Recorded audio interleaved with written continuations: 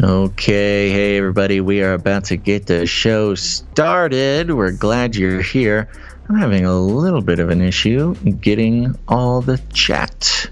Hopefully we can figure that out, but great show today. Very excited. Big news across the board. Wanted to remind everybody that if you were looking for a way to produce the show, one way you can do so is by leaving us a SpeakPipe message with a prayer for the pre-show show. That's right now. Yes, if you go to canarycrynewstalk.com, on the side or the bottom of the page, you'll see a green tab pop up. If you click on that, you can record a 90-second message, and if you want to help us out with the top of the show here, leave us a prayer for the show, for the Canarium, for everybody listening, that kind of stuff. That would be awesome. We've got a few. It'd be nice to get them a little bit more consistently, but that's on y'all, not on us. So go to canarycrynewstalk.com to leave a prayer there. Who's here? We got Prodigal Hegelian, Adam 42, Korka, Kira OC, Garden Revelation. Hey everybody, thanks for being here. Over on Rumble, we got Vegan 777 showing up. Okay, beautiful, love it. Well, I think we are about to get the show started. So buckle your seatbelts, everybody. It's going to be fun.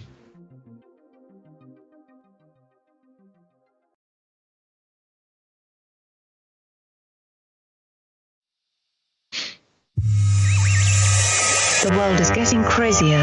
People are acting more and more insane. The end of the world is tomorrow. Tomorrow. There's only one thing to do when the world is falling apart. Listen to Basil and Gonz as they discuss this week's news and events through the lens of Bible prophecy. You are listening to Canary Cry News Talk. You're listening to Canary Grind News Talk. Today is April 17th, 2023. We are live to tape on episode 613, and today, artificial SIN-TELLIGENCE. Signing on from off the grid, Razzle Dazzle. I'm your best buddy, Basil. And my name is Gonz of Face Like the Sun Resurrection, director of the Age of Deceit films. Wife calls me the Cabana Boy, your favorite Asian provocateur for Christ, a.k.a. the Cabana Boy. No, wife calls me Cabana Boy. Live to tape from California to bring you the best news, which is the gospel message of Jesus Christ, while reporting the egregious with a well-rounded, biblically grounded take on world events and today's emergent phenomena. Stay sharp, everybody. Be a sharp sword. Be sober-minded. It's kind of arrowy out there, you know, a lot of fiery arrows. Good times, folks. Yeah. The end of the world is quite the roller coaster ride here. And we got a great show today. Hope everybody is settled in. Make sure you grab a cold beverage to stay nice and hydrated throughout the show here. We are going to be doing a one-break show today, so everybody can prepare themselves for that. And I believe that we will be staying on YouTube the entire show. So that's exciting for the YouTubers. But with that, Gonz, we still got to do it. Let's open up that big old can of disclaimer. It's time for a disclaimer. Now listen up, YouTube. That's right. And just for all the content moderators and censorship managers out there, be they robots or humans, everything you hear on this show comes directly from the mainstream corporate news media. We do not claim to be experts on healthcare, geopolitics, military strategy, corporate law, or the moral and ethical implications of any of these topics, nor do we implicitly or explicitly support or subscribe to any sources or narratives containing misinformation, disinformation, or malinformation, as defined by the Department of Homeland Security. We're good boys. All right, YouTube, we're good boys. That's right. And we got a great show. Let me give you a rundown, Gonz. Oh, look, here's Basil. Let me bring you up to speed. Yeah, we're starting out with a little Elon update. Lots of updates being crushed into one mega update on Elon himself, including some Illuminati messaging numbers showing up in just a dazzling display of technocratic utopianism. And then a quick check-in on some aliens. What are the scientists planning now? And what does the Serpent have to do with any of it? They'll be checking in on Flippy, who just keeps getting more and more humanoid, and he's also flashing some symbolism. This is a lot of symbolism watch, symbology watch, Illuminati watch. It's going to be a good time. Stay sharp. Then we'll be checking in on the PSYOP. Yes, the PSYOP, the one you're thinking of, as long as you're thinking of the very convenient leaking of documents. We haven't done a news talk show since Wednesday. There's been a lot of updates there, but don't worry. There's more sort of a grand scheme that's being revealed before us. Then we'll be checking in on money, baby. IMF unveils CBDC. It is just moments away. And then we'll be checking in on the movement, the campaign, the cultural and scientific revolution of pharmakia. But first, Guns, our lead story.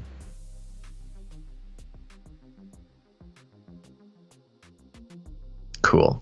I'm waiting for things to load. This is cool. Fun. Oh, we've got a laggy jingle board. Makes for a lot of. You are already sort of a cybernetic symbiote. Neural nets are taking over from regular programming, so you are connected. Yeah, apologies ahead of time. There was an update on one of the software that runs the show, and obviously, as you heard there, a little slow on the trigger.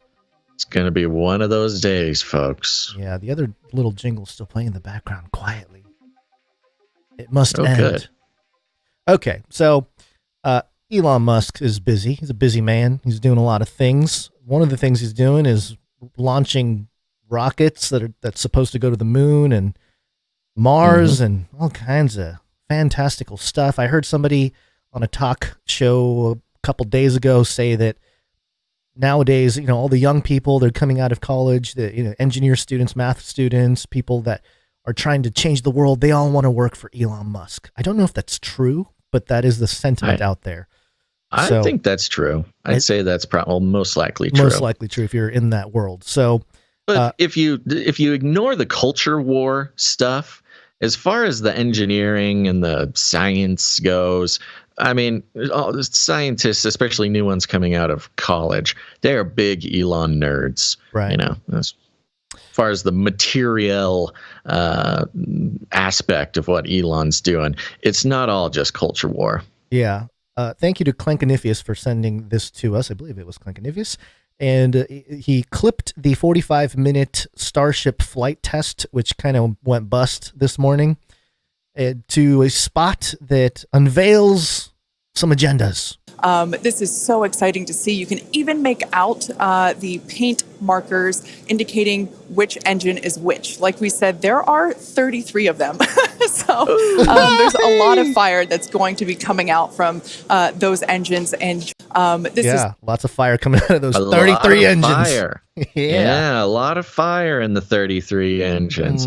Yeah, we've reported on the 33 engines of Starship, which is SpaceX's sort of mega rocket that they're hoping will be their mothership. Yeah. Right, which is pretty cool. And of course it has to have 33 engines. If he didn't, harness the power of numerology, he could never get past the firmament. It's like the password to get out. Yeah, maybe. Yeah, I think we figured it out. The whole firmament issue, the flat Earth, round Earth thing. Yeah, it's just a barrier. It's all magic. Yeah. It's all magic, folks. Very interesting. So yes, thank you for that note. And yeah, it is interesting to see the imagery of all the rockets there. They're all numbered or letter numbered or whatever, E6, E7, all the way across the board. It's fascinating to see. And also New York Times highlights from SpaceX's scrubbed Starship rocket launch attempt does mention the 33 engines that will produce more thrust than any rocket ever has. It's the pinnacle. Dun, dun, dun. It's the pinnacle, Basil. It's fire going into heaven and maybe calling down from heaven. Interesting. Lots of fire. Lots of fire. Lots of Get fire. ready, everybody, to have your languages confused. Yeah. Because we have a sort of more technocratic utopian version of Tower of Babel coming. It's just a matter of time before none of us can understand each other. Yeah. Well, in addition to this, Elon Musk, again, he's been really busy. He's been CEO of Twitter for a few months now. And the Los Angeles Times reported, headline, Twitter company no longer exists. It's now part of Musk's Xcore. Yeah. So, yes. X is back, baby. It's happened. I called it. I said that this would happen. I wasn't the only one, but X has been Elon Musk's baby. So of course he wants to, for a long time. And so for those who might not know the history of X, I mean, this was like an old OG Elon plan back in like the PayPal. It was the PayPal. days. Yeah. The PayPal thing was he had X, or he had gotten X.com to make it sort of or what PayPal was trying to be, or I forget. I mean, he was part of PayPal, but he was trying to turn PayPal into what he wanted, which was X, but it didn't work. So, which is an everything app where you can pay your bills, get paid, social media eyes, and do kind of everything. But it's connecting the social landscape and the utilitarian landscape of the internet with basically financial control, connecting your finances directly to your entire online entity. Yeah, and over the years, I think it was Freeman Fly who was one of the people who pointed it out that for some Satanists, the X with the circle outside of it is the mark of the beast. So there are people who have associated the X in general with the mark of the beast. And if you start looking around at different logos and stuff like that, you'll discover that it's everywhere. But yeah, to your point, Basil, CNBC headline, Twitter partners with eToro to let users trade stocks crypto as Musk pushes app into finance. I mean, yeah, if you're talking about mark of the beast type of stuff, not saying that it is, not saying that he's part of it or anything. I'm just, suggesting the idea that the mark of the beast is a sort of economic system where you have to be verified within the network to trade. So, in that regard, of course he's making this move. And the other thing that's interesting of note, which I think is pertinent to our show here, is the fact that this link is not working. CBC, which is the Canadian broadcast, what's the last C there? Channel, I think. Channel, yeah. They have been labeled, along with NPR and PBS, as government-funded media on Twitter, which I think is hilarious. It's true. It's been true forever. But for some reason, some people are freaking out. You had said that before the show, Basil, we were talking about this, that people are not surprised because, people have been calling that out forever. And it's true. People know this. Yeah.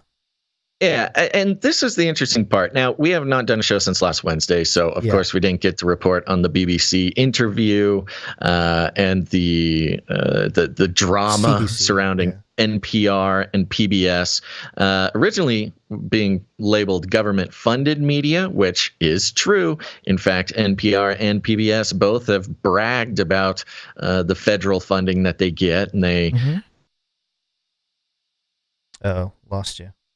For organizations like theirs. So it was interesting. It's not like Elon was giving away a secret. It's just labeling it. I think there's something, I don't know exactly what it is, but for some reason, these federally funded media outlets, which are ostensibly just propaganda outlets, we all know this, they spent years talking about RT and how RT is Russian-funded media, so you can't trust anything it says. A negative connotation to anything state-funded. Yeah, so, as usual, the media is reaping what they've sown over the past, especially 3 years when it comes to, the importance of media and the truth of what is coming out of it. They spent a lot of time demonizing the very idea that RT would take money from the Russian government with the, insinuating that they are lying and they're just propaganda.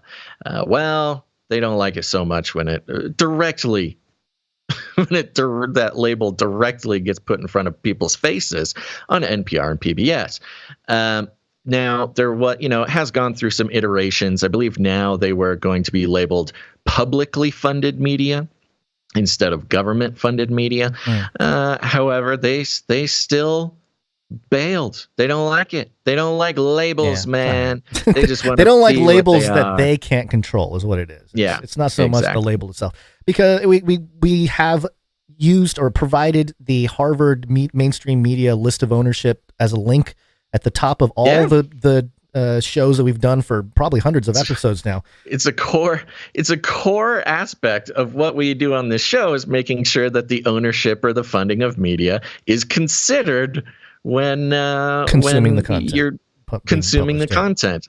And in that same way, it is weird to have something in common with Elon. Yeah, took our idea, man. He's just doing it on Twitter. It's not fair. He's got Twitter to do all his hocus pocus, while we just have a podcast here trying to yell into microphones into a googly-eyed man on the other side of the line.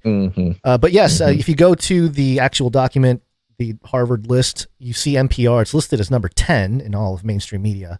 And it says right there, federal government and donors to 1,000 affiliate stations, nonprofit-owned government, governed by local public media organizations, and so on.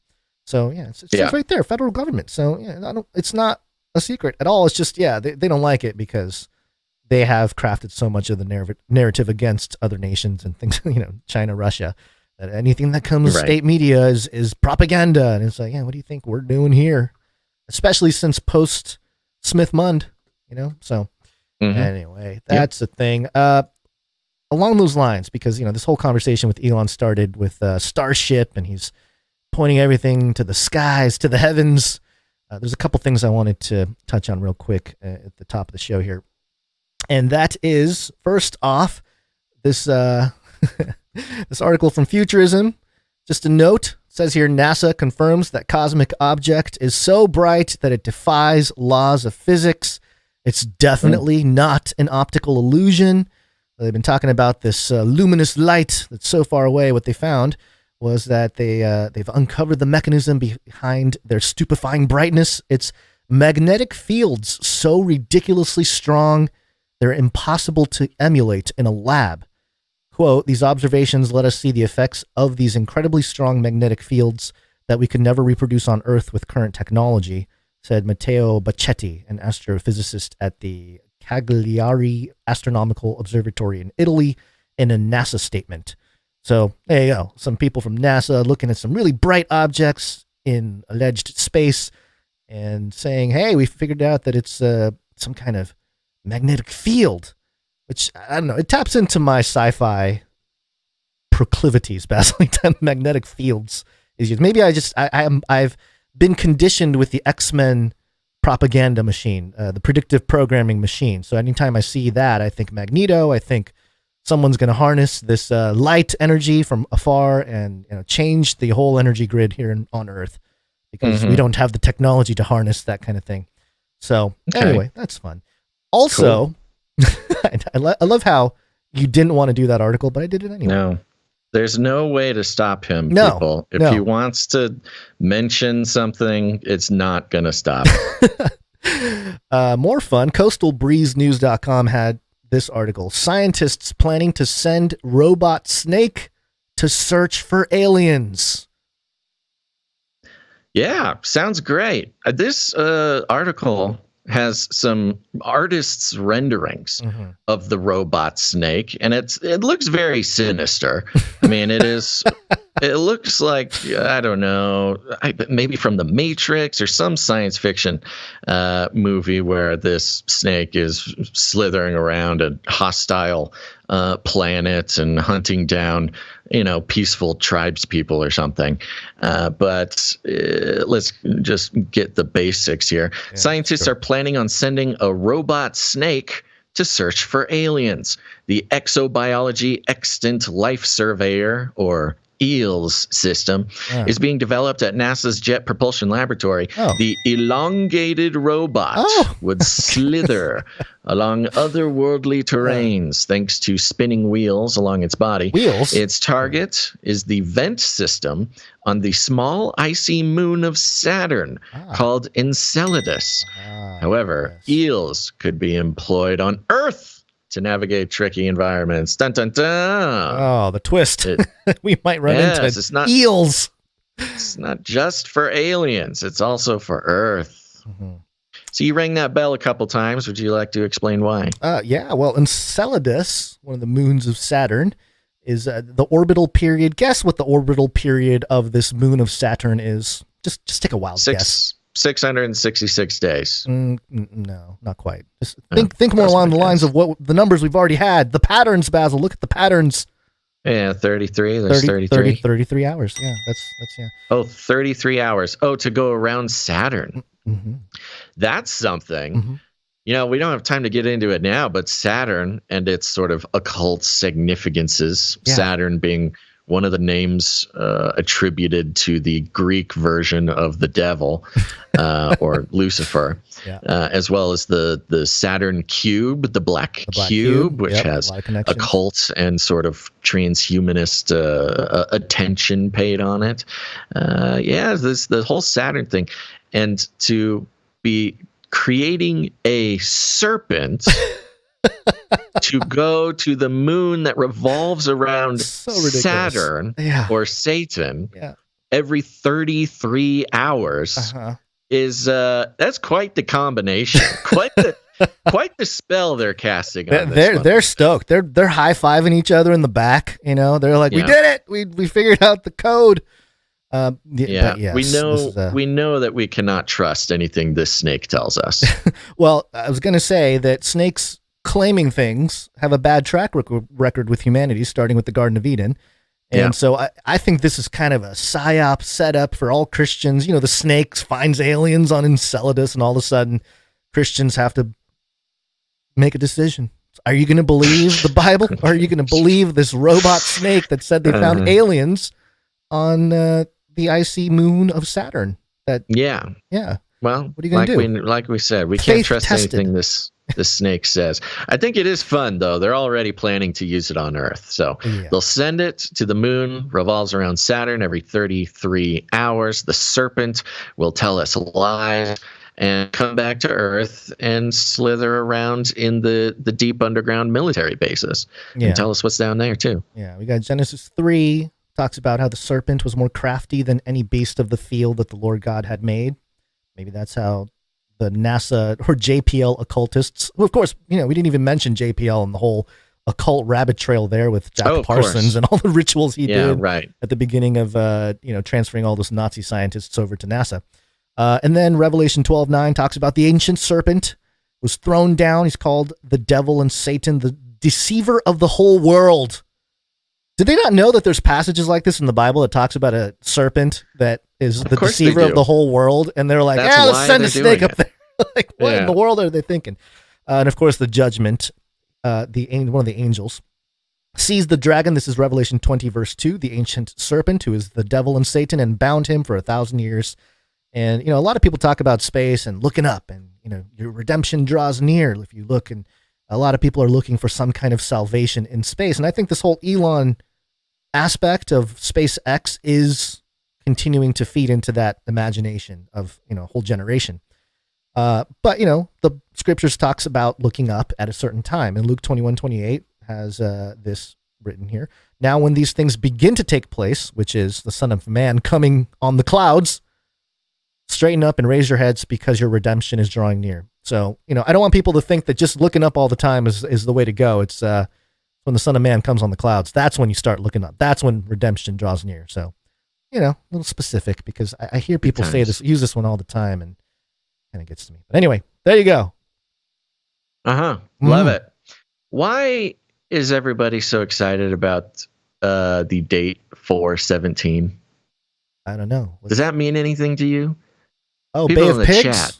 Bay of Pigs? Is that what today? it is? Yeah, today's Is it Bay of Pigs Day? I don't know. 1961. Okay, well, anyways, it's not only Bay of Pigs Day, but it is also Monday. It is. Oh, yes. That's a great transition. That I failed you. Yeah. I failed you, and this app is failing me. This is not a good automatic updates, man. They're bad. They're bad for everybody. Yeah, it is Monday. It is Monday. Yeah. Gary. Wow. What day is it? Monday. Sounds Sounds like somebody's got a case of the Mondays. Gary, what day is it? Ow, Monday. That's right, folks. It's Monday. Do not be deceived. But, you know, it could be worse. We're having a good time. How was your weekend? Weekend was good. Hung out with family. Been packing still. Watched the Lakers playoff game, and my NBA avatar, Rui Hachimura, one of the Japanese players in the NBA who plays for the Lakers, scored a team-high 29 points. He hit 5 3-pointers. The Lakers won their first game in the playoffs, so that was fun. That was impressive. Especially my folks were really excited. You know, my parents love Rui. So what's going on with all these Japanese athletes out here? We got the Otani baseball player. Now we got Rui NBA player. We're taking over, Basil. It's a slow, encroaching takeover, but you know, very slow. Yeah, very slow. Very slow. We slow. stay under the radar, but yeah, when we take over, it'll be abrupt, and you'll be thankful because we'll fend off the Chinese. I do appreciate that. Yeah. Well, nothing exciting over my weekend. I took the weekend to just chill super hard and use my new drills, baby.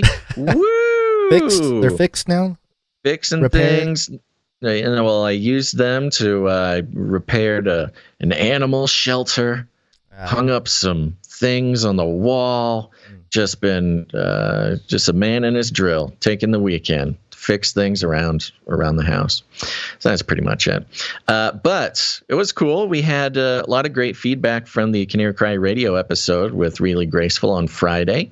Thank you to everybody who tuned in for that and shared that around. Hope you enjoyed. And with that, I think it's time we thank an executive producer. Executive producers. That's right, folks. The only way this show survives is when people who receive value put value back in. It's called the value for value model. And for those who come in extra generous, extra honest with the amount of value they receive and support us for over $100 or more, they become executive producers. Now, we have no executive producers for this episode. However, we do have an executive producer for Friday's episode, the CCR episode. Yes. So we'll credit them here. And that is executive producer Dame Sarah of the Shadows. Dame Sarah, thank you very much. Right. Yeah, thank you very much, Dame Sarah of the Shadows. Let me see here. We may have actually had a note from Dame Sarah, but Dame Sarah came in for $154. So thank you very much. Thank you. Appreciate it. Wow. Yes, and she's a dame, of course, because she has supported the show for so long and in such a generous way that she holds a seat at the Canary Cry Roundtable of Knights and Dames. And I could have sworn that there was a note from Dame Sarah, but perhaps I just imagined it. Oh, here's what it is. And we will do this at the same time as thanking Dame Sarah for joining the Canary Cry Tshirt Council. That's right, folks. The most important people of the world agree that the most important thing they could be doing with their time, their energy, and their genius is joining the Canary Cry T-Shirt Council, where it's a shadowy group of not elite lizard people, but Canarians who are blessed with special talents and wealth in order to make the tough decisions for humanity, like what should go on the next Canary Cry News Talk T-shirt. And as a thank you, we send them that T-shirt for free. And if you want to join the Canary Cry T-shirt Council, get some high-quality, artist-designed, American-made, so soft. Man, these shirts are so good. We do not skimp out around here. This is why we cannot do retail, folks, is because we got an eye for quality and not really an eye for business. These, if we're not careful, we'll actually lose money on these T-shirts because they are so nice.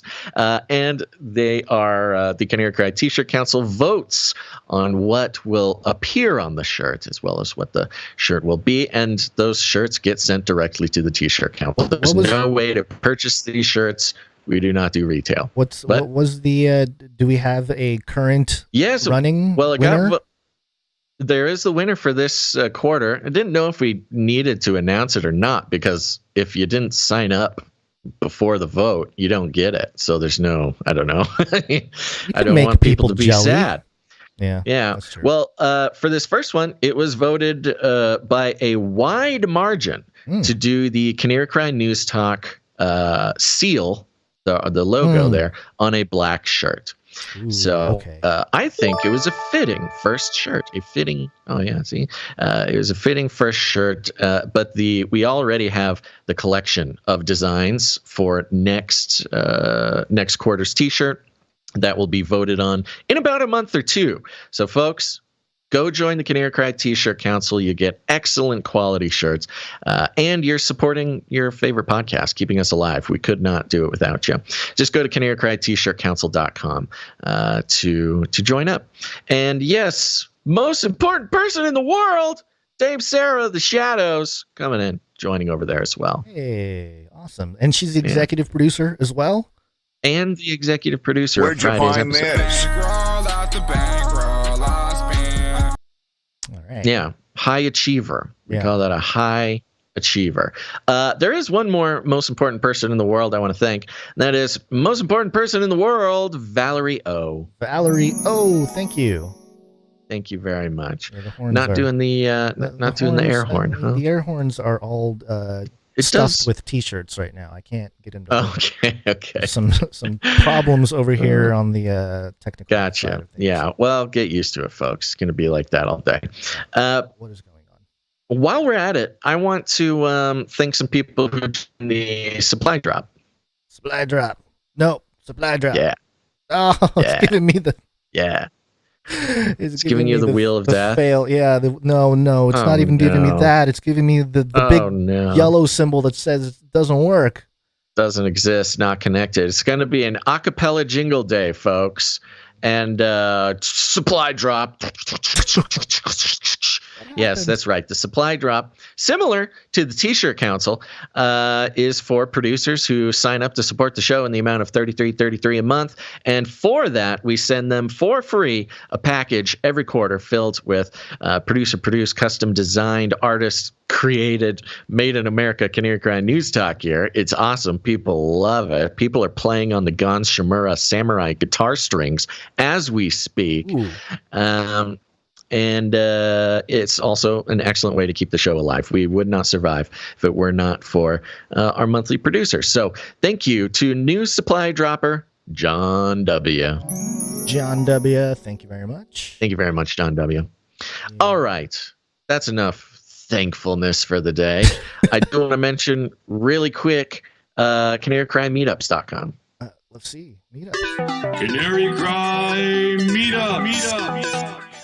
Yeah, go check out canarycrymeetups.com, folks. You can see all the meetups, Canary Cry meetups going on around the world. If there's not one going on near you, you can put one on yourself. Just send us an email at canarycryradio@gmail.com, and we'll put it on the site for you. And I guarantee that there are Canarians around you, and it's just a matter of meeting them, hooking up, getting their phone number, and being ready for when society collapses. You'll have some quality, in-the-know people to help survive the Mad Max-style descent into madness. So go to canarycrymeetups.com. We got some coming up in Texas. We got Glen Rose, Texas, Houston, Texas, St. Augustine, Florida is coming up this month. All sorts of great stuff. canarycrymeetups.com. Go do it. We'll see you at the meetup. This is fun!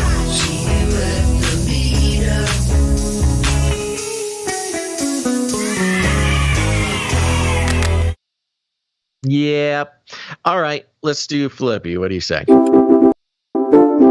Flippy update. Do you want fries with that?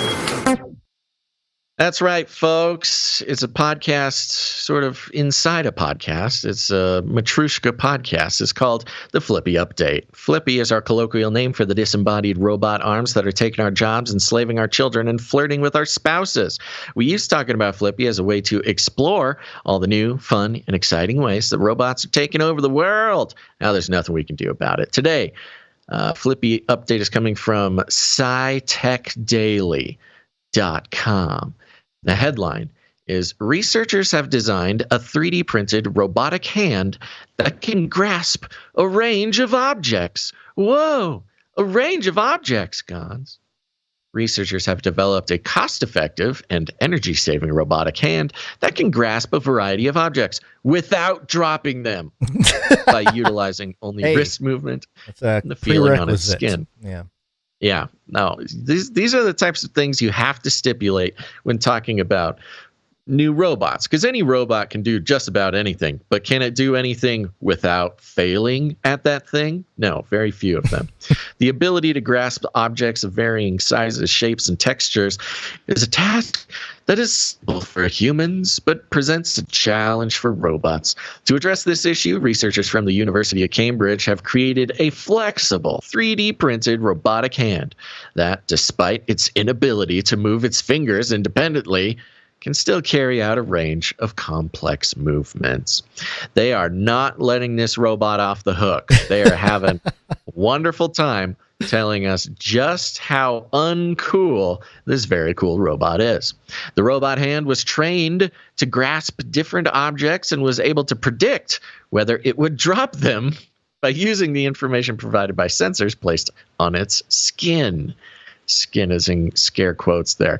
I love the idea of giving the robot a task and then giving it the ability to just sort of predict whether or not it's going to do a good job or not. You can grab the object and also predict whether it's going to drop it or not.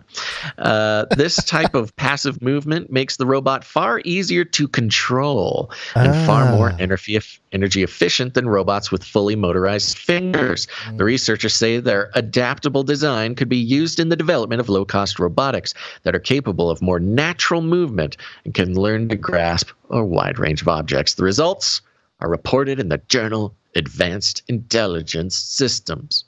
Advanced Intelligence Systems, Gons. Yeah. Now, this is a interesting robotic hand. Of course, it is on the end of a Flippy arm that cannot be ignored. This is Flippy getting, a human-like hand and being able to predict whether it is a failure or not.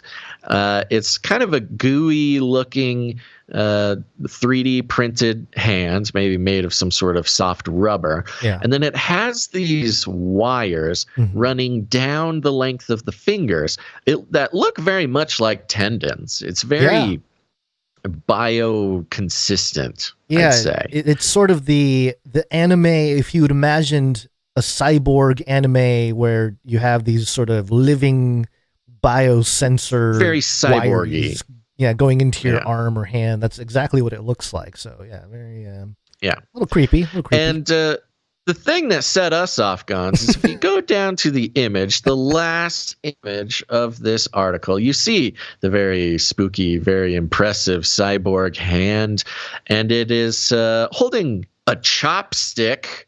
Hello, China. or was this you're doing, Gons? He's holding a single I don't know. chopstick. I can't. I mean, if I want to be really narcissistic, this is a direct assault at my people and me specifically. But no, I don't know. I think it's just demonstrating how its allegiance is to Satan. Yeah. Yes, and it's making the 666 hand symbol, or the white supremacist hand signal. Whatever sort of, I don't know, dog whistly thing you want to put on it. But I'm pretty sure, considering that, a demon is sort of inhabiting the soul of this robot, that it is worshiping Satan in this picture. I'm hoping they don't put that thing near anyone's eye because it looks pretty sharp, the little thing. Chopstick looking thing. The chopstick? Yes. It's called a chopstick. I don't know if you know this, but in faraway lands, they don't use the same sort of silverware that we use here, Gons. They use chopsticks. Yeah, this one looks like it was connected at the top and you break it apart. No, those are not. No. Okay. Yeah, that's it's from the local sushi restaurant. Came in a to-go bag. Let's see here. The researchers used a 3D printed anthropomorphic hand implanted with tactile sensors so that the hand could sense what it was touching. The hand was only capable of passive wrist-based movement.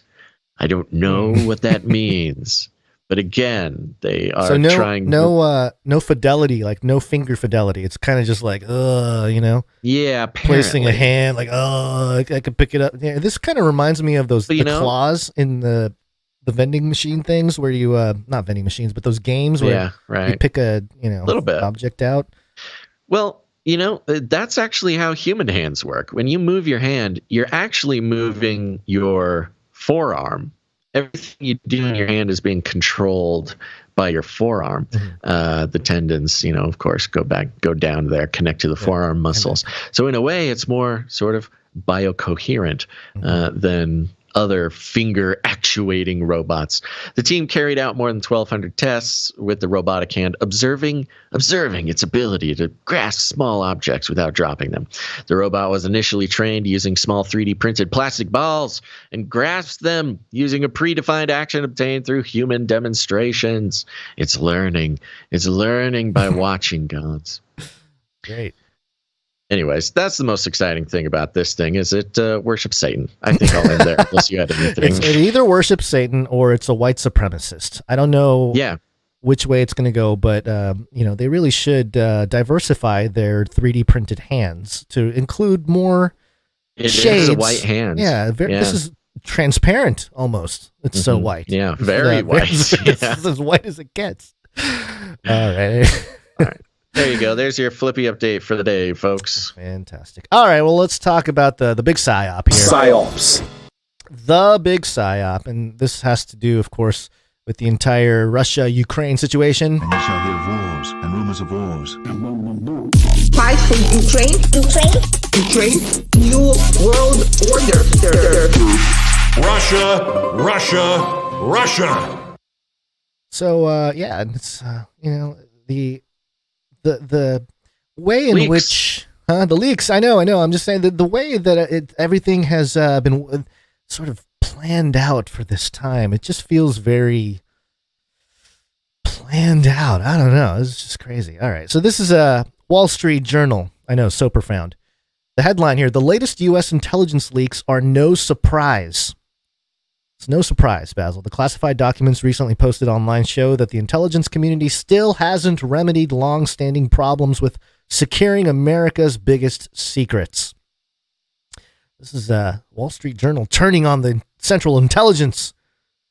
Oleg Smolyanov knows the dangers of leaks. For nearly a decade, the Russian official was the CIA's most valuable spy in the Kremlin. Then in 2017, he received a coded message from his spy master in Langley to immediately pack up, gather his family, and get on a plane for Montenegro. From there, the agency quietly exfiltrated Mr. Smolyanov, his wife, and 3 young children to a safe house in the U.S. It was just in time. A few weeks later, leaked information appeared in the Washington Post, pointing to a likely CIA agent in place very close to President Vladimir Putin. Now, a new leak of national security secrets is drawing attention to possible American spies in Russia. On Thursday, FBI agents arrested Jack Teixeira, 21, an airman first class in the Massachusetts Air National Guard, and charged him with posting highly classified information about American support for the Ukrainian war effort to an online gaming chat group. Dun, dun, dun. Yes. This is in detail everybody knows. Because it's like the only thing the mainstream media has any interest in reporting on was that this kid was a kid and he was in a server on Discord that talked about Minecraft. This is the real Player One moment, where the gaming world becomes a national intelligence issue. It's kind of a melding of all the stuff.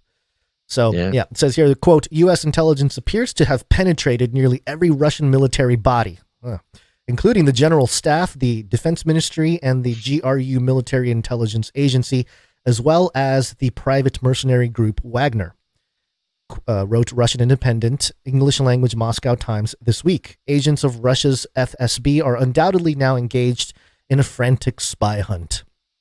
The actual contents of the leak are concerning enough, but they point to a deeper problem that has been evident for more than a decade: the collapse of the U.S. government's capacity to protect national security documents and engage in counterintelligence activities. I think that's the big key here. This is, aside from all the specifics, and we can get into some of the specifics because it's fascinating to see some of the stuff coming up, and not really surprising, I don't think. Nothing has really surprised me. I don't know if about you, Basil, but nothing has been like, oh my gosh, I can't believe it. It's all conspiracy theorist stuff. Again, that's what they hate so much about it, is that it's just proving the conspiracy theorists right about most things. Right. And nobody is none of the bombshells or whatever have been really compiled all into one piece of media, one article. Right. They sort of leak out slowly. But on the whole, especially cable media, they are obsessed with the leaker and not so much the information leaked. Right, which is classic. Yeah. A classic move of, all the attention on what happened instead of the contents of the leak. Right. But also, you want people to be freaking out about whether this guy's is, treasonous or not, instead of actually taking a look at the information. They did the same thing to Julian Assange. Not that Julian Assange and this gamer kid are sort of the same, but you get it. Yeah, like the new version of Julian Assange or something. But I think it seems like an assassination on it's almost like pre-bunking leakers. Right. Because what they talk about this kid, he's a 21-year-old kid. He's like low-level tech support guy in the Air Force, and he just happened to steal some documents, and he posted it on his Discord server with his Minecraft friends just to show off, just to prove that he gets to see cool stuff and that he's a big deal in the Air Force. That's what the mainstream keeps reporting. But it seems a little sketchy for a few different reasons, but we'll get into that later. Yeah, I'm going to skip down here to another part of the article. As damaging as the leaked files are, they represent only a minute fraction of the mammoth number of super classified documents and dangerous cyber weapons the intelligence community has lost over the past few years. Oh. Super classified documents. Yeah. I wonder what's in that. Is that the UFO stuff? Is it the alien stuff? No, that's super duper classified. Super duper black classified. Okay. So super classified is more like, maybe locking 33 engines to the Starcraft to go through the firmament, that kind of stuff. In 2013, Edward Snowden, a contractor at Booz Allen assigned to the NSA, was able to walk out of the agency with pocket loads of flash drives containing upwards of 1 million pages of documents. The agency didn't even know the data was missing until Mr. Snowden fled the country and announced the news in Hong Kong. And it goes into some of the Snowden scandal stuff, which we are all fairly familiar with at this point. Around the same time, a person or persons calling themselves the Shadow Brokers announced they had stolen the NSA's most dangerous cyber weapons and were putting the software up for auction on the internet. From all indications, the Shadow Brokers were likely another former employee of the NSA's TAL unit. This is more of the Snowden situation. Yeah, they're sort of listing all the times that we know of, that the public is allowed to know of document leaks or whatever. A key problem is the utter lack of accountability within the intelligence community and the FBI. In the wake of losing hundreds of millions of the country's highest secrets, along with most of the agency's cyber weapons, NSA Director Michael Rogers, a 3-star admiral, paid no price keeping his stars, pay, and job. Nor were any FBI directors given the boot for allowing the Bureau to be infiltrated by Russian and Chinese spies for decades. A situation that led to the death of perhaps dozens of courageous CIA informants in both countries. As the most recent leaker has demonstrated, physical security for classified documents remains as non-existent as when Edward Snowden and Hal Martin walked out the door with their enormous troves. One solution would be to install at exits the same type of metal detectors everyone must go through before they board a plane.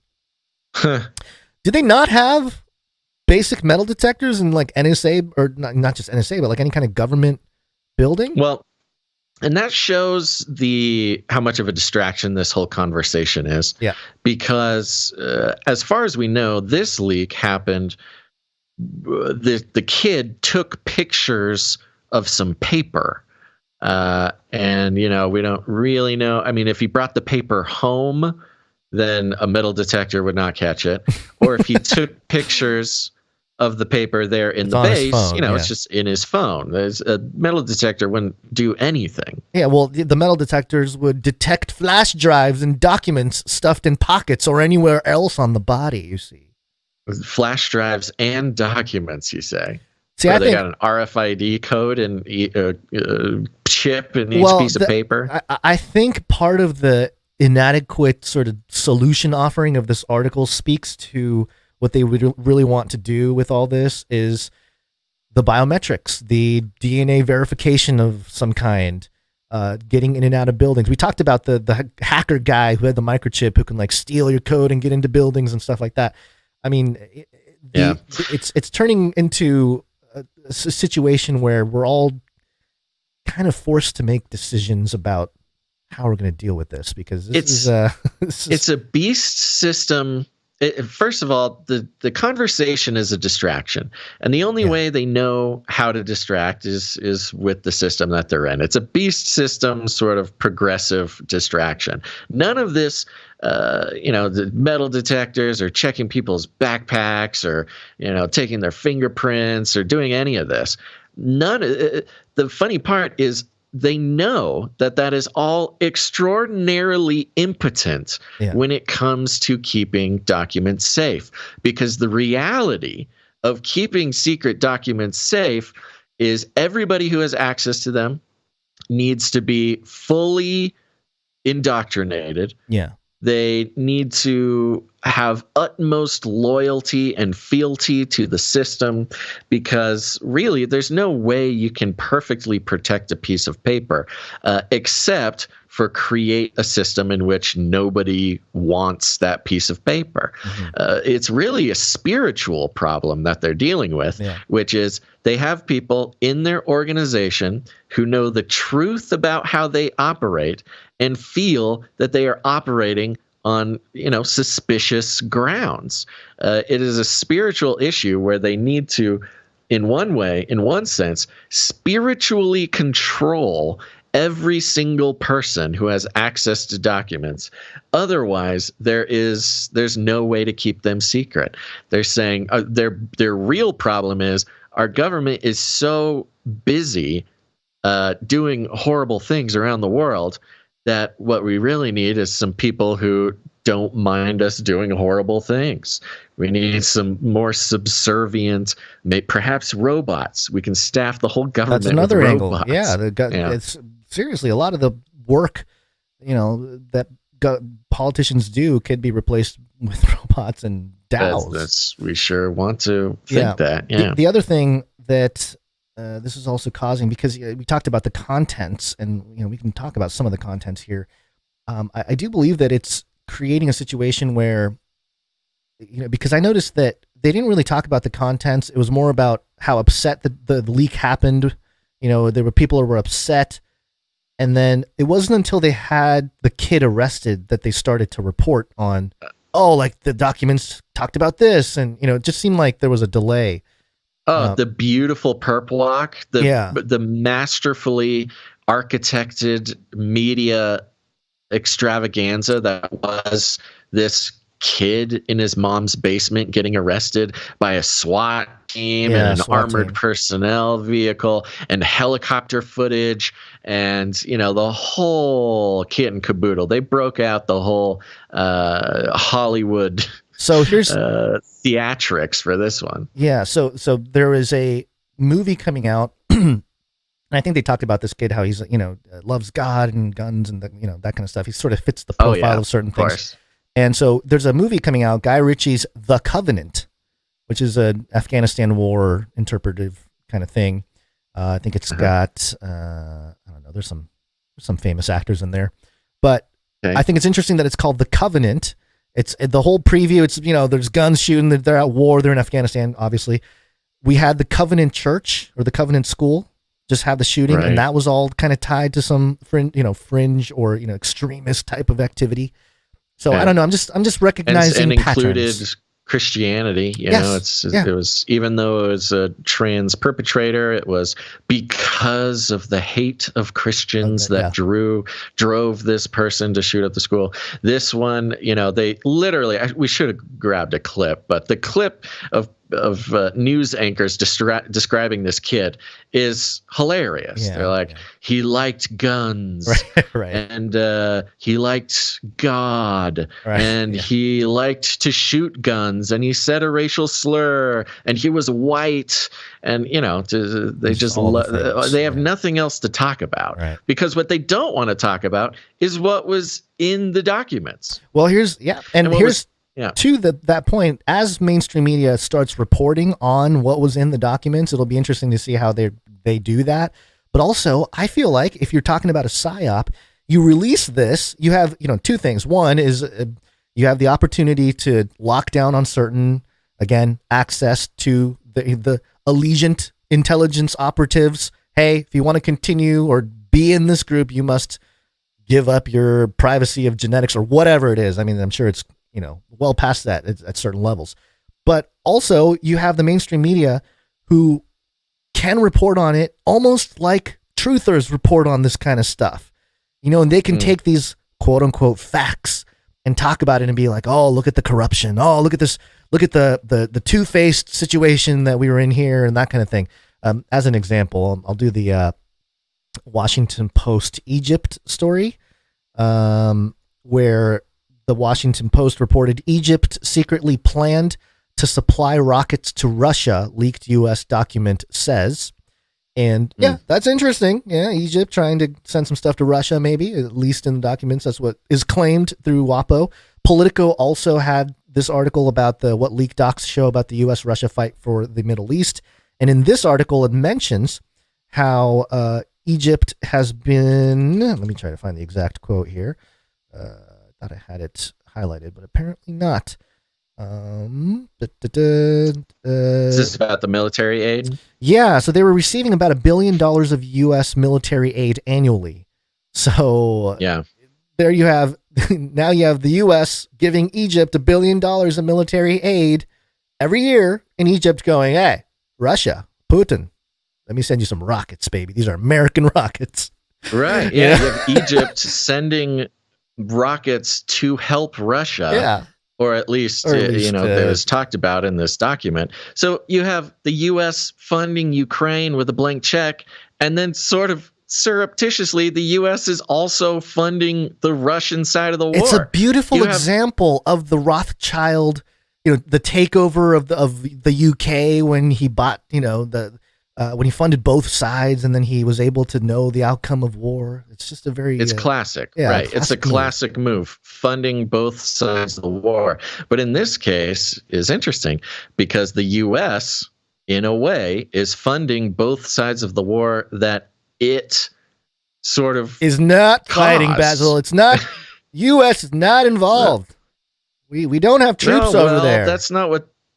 It's not quite what the BBC says here. Oh. There's a headline in BBC: Ukraine war leaks show Western special forces on the ground. Oh, great. Oh, wait. I thought So President Biden said that it's World War III if that happens. Are we in World War III? Exactly. Yeah.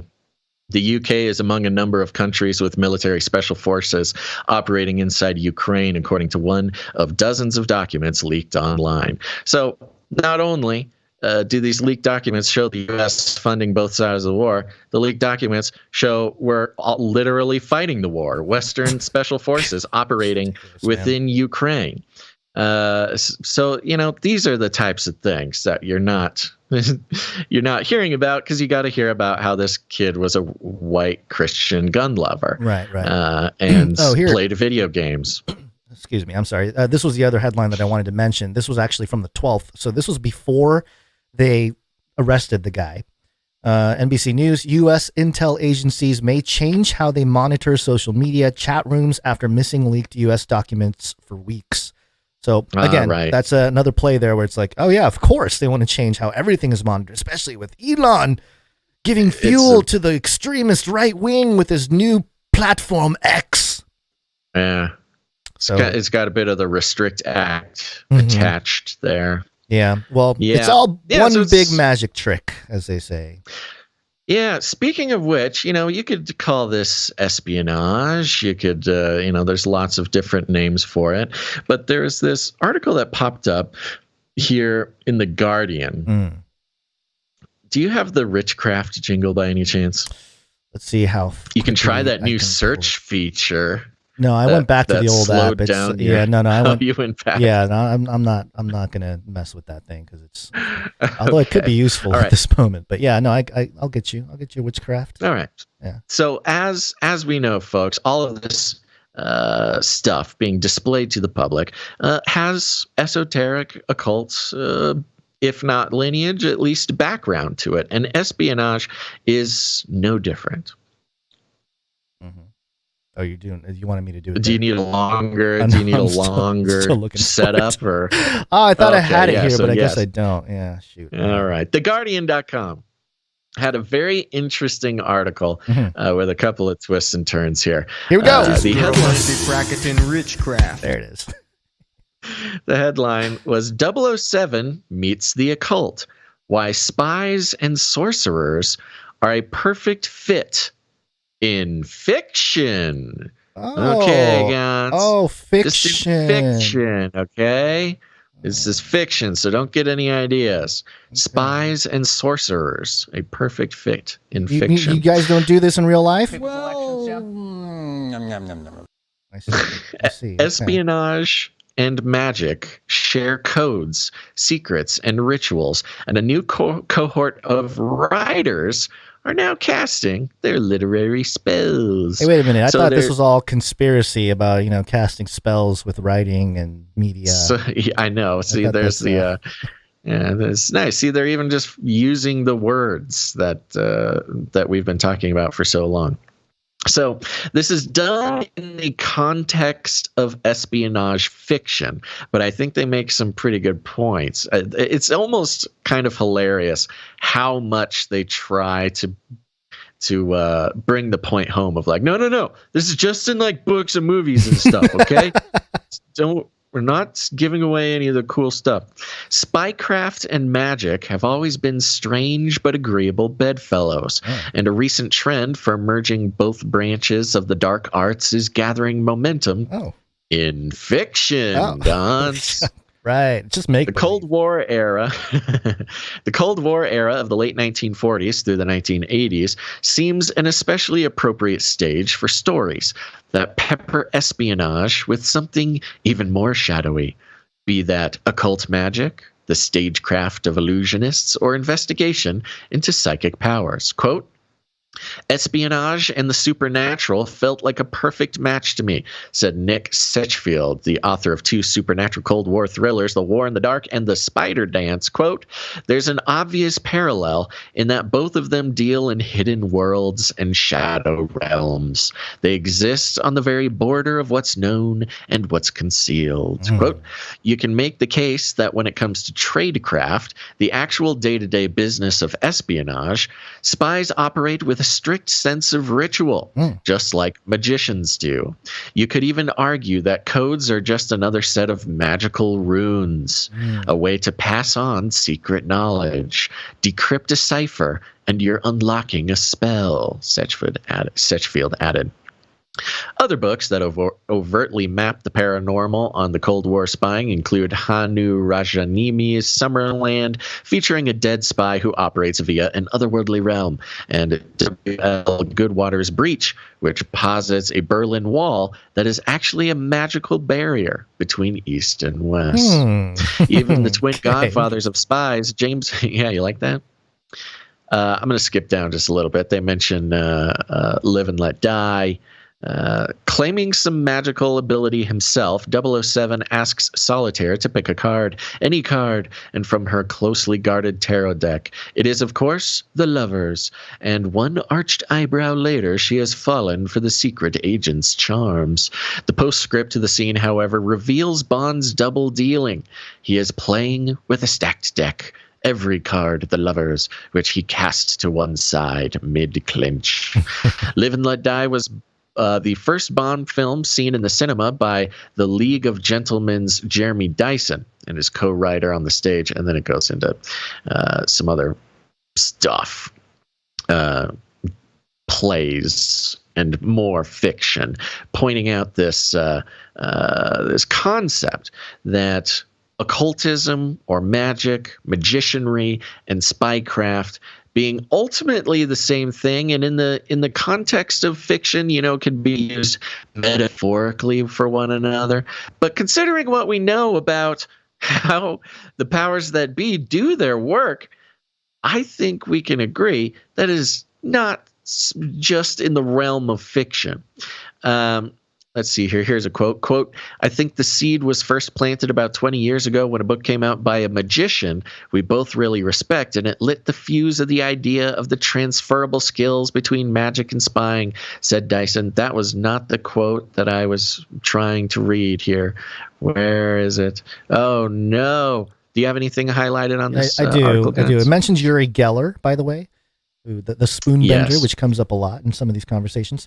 At the very bottom here, whether prestidigitation, the paranormal, or the gray area between magic and the Cold War thriller seems to go hand in hand.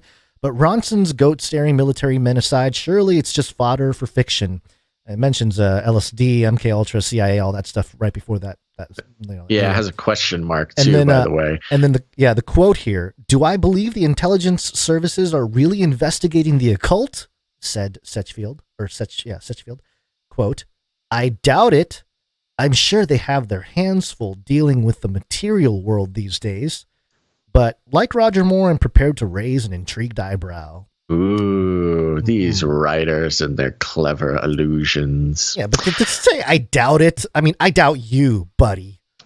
Come on, are you kidding me? Like, you just talked about MK Ultra and LSD, CIA, all this stuff, and then you're like, I doubt they're doing that. Like, what? Yeah, I know.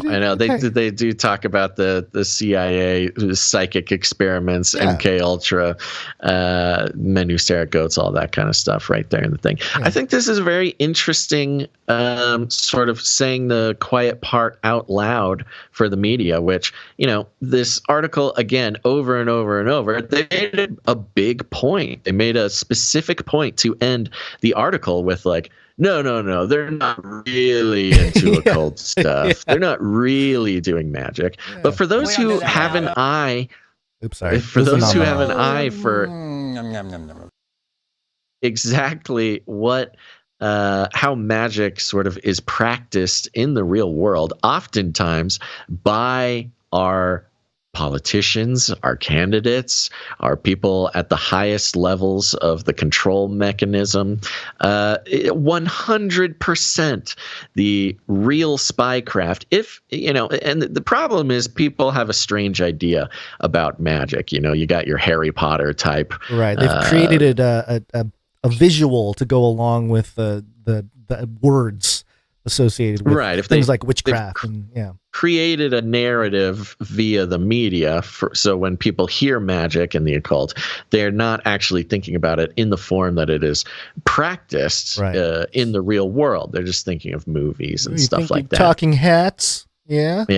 So when it comes to espionage, to kind of throw it back to the whole psyop that we're seeing here, the kid in his basement who just wanted his friends to think he was cool, and allowing the mainstream media and the powers behind it to sort of wield the revelations and the product of that leak in a way that I think will only go to serve their agenda. And right now, we've been sort of tracking the trends. It looks like the agenda of pulling back on the Ukraine issue just enough so that we can refocus attention and resources on Taiwan and China.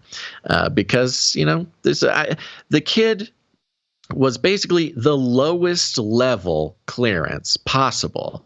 He was an IT guy, like at a base. I don't know exactly how he would get paper versions of something, besides the fact that he's, so low level, somebody needed help with their printer or something. Turns out they were printing. Fauci's trying to print something. Well, that's almost certainly what happened. He was like a low level IT guy. And he had printed pages of it was a presentation, remember? Yeah. It was a printed presentation that was going to be given to the higher ups. And I'm sure some guy was just like, Daryl, I can't get the printer to work. And he shows up and he helps the print. You don't think they tried to... this was one of those things. Yeah, like they leave it there. They're like, "Oh, I got the printer." Da, da, da. And if you get it fixed, and then he sees all the documents. The guy walks out the room. Yeah. Okay, Daryl, fix my printer, and definitely don't take pictures of the things that print. And share it with your friends on Discord. Don't do that. Yeah, all your friends would think you're really, really cool if you showed them pictures of that. So definitely don't do it, Daryl. Thanks. I'll be back in 15. I mean, that's almost certainly what happened. Yeah. It sounds silly, but come on. Something like that. Yeah, very interesting. So there you go. I mean, we'll keep track of all this, but the excuses being thrown out there, the smoke screen, the misdirection, it's pretty heavy right now. It feels like, because a story of a leak 10 years ago felt like a big deal. Now it's kind of like, oh, yeah, okay. Yeah, all right. Psy Op, what do they want? What are they trying to accomplish? Like, there's not that same kind of fervor, it seems. And like you mentioned, I don't know if you mentioned during the show or pre-show. This all blends together for me. But the fruit, you look for the fruit of what's going on. Yeah. What's the fruit of this leak? The fruit of the leak is, support for the Restrict Act, some justification for furthering the pull out of Ukraine and focusing on Taiwan. You have, the fruit of this leak only goes to empower the power structure. Nobody's getting in trouble. Nobody's getting fired. As it was mentioned right there in your Wall Street Journal article, nobody's going to get in trouble for this except for the kid. He's going to get locked away for quite some time for falling for the bait. And not only was this kid almost certainly baited into leaking the information, but now the rest of the population is baited into whatever narrative is needed to, further constrict control over the population and justify further international sort of military operations. Intelligence information out in the public also creates an opportunity for to leverage the power of crowdsourcing. So, people start digging into the documents. They find stuff. They'll be able to see what people are interested in or what, people find outrageous and categorize those people. So it's funny how we're being weaponized. Like people like you and I, Basil, are being weaponized to sort of disseminate the information, the leaked information. This high level secret intel is now out in the open in this world of transparency and open source, and everyone is similar. Everyone gets to play the game. Similar to the Q phenomenon in Operation Truth. Remember the purposeful leak of information so that a population would categorize itself for processing later on. Yep. So I don't know, man. Feels like the Amish were right. So, I think the Amish were right is the... We need to get rid of printers. Printers are a dangerous technology. Yeah. Well... Speaking of which, we had a wonderful speak pipe. I think we should play that. Okay, here we go. Speak pipe. Please leave a message after the tone. At the tone, please record your message. Leave a message. Beep. Message.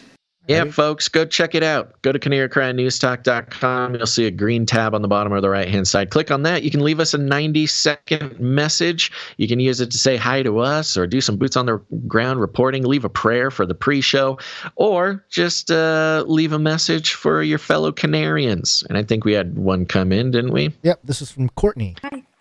Hi. Hi, Basil and Gods. Courtney S. Hi. and the little ones here. We just wanted to say hello since we haven't said hi in a while, and just send a reminder out to the other Canarians that we are on the Most High's timeline, not on those crazy lizard people's timeline. Amen. So just put your Indeed. faith in the Most High and let that peace that passes all understanding wash over you. Want to say hello to Modern Day Bible Study, and a big shout out to my wonderful husband, Sean S. He'll be listening to this while he's working tonight. I love you. Hi, Daddy. I love you, Daddy. Hi, Daddy. I love you, Daddy. Peanut butter and jelly. What do you think you're doing? Peanut butter and jelly. Me and Amana Lou. Look at Basil and Gons. Make a song.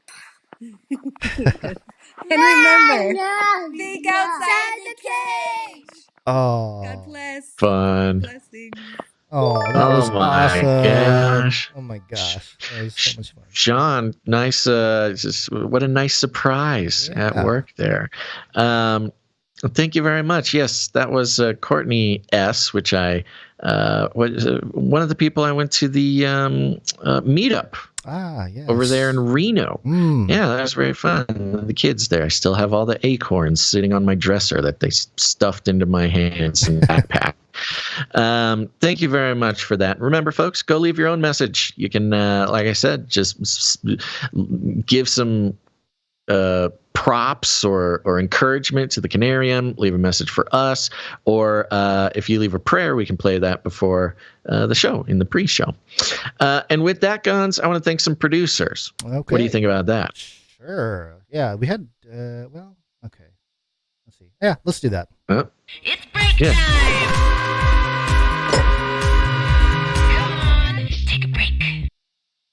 Yeah, folks, we're on the value for value model. You probably already know what that means, but for those who don't know, if you get value out of the show, just remember the only way that the show continues is when you put value back in. It's up to everybody to decide what that value is, and certainly there's lots of ways to produce the show. You can do it with your time, your talent, or your treasure, but the point is we take no corporate money whatsoever. Corporate money, getting involved in independent media is the cause for so many evils. And so we're committed to staying out of that game.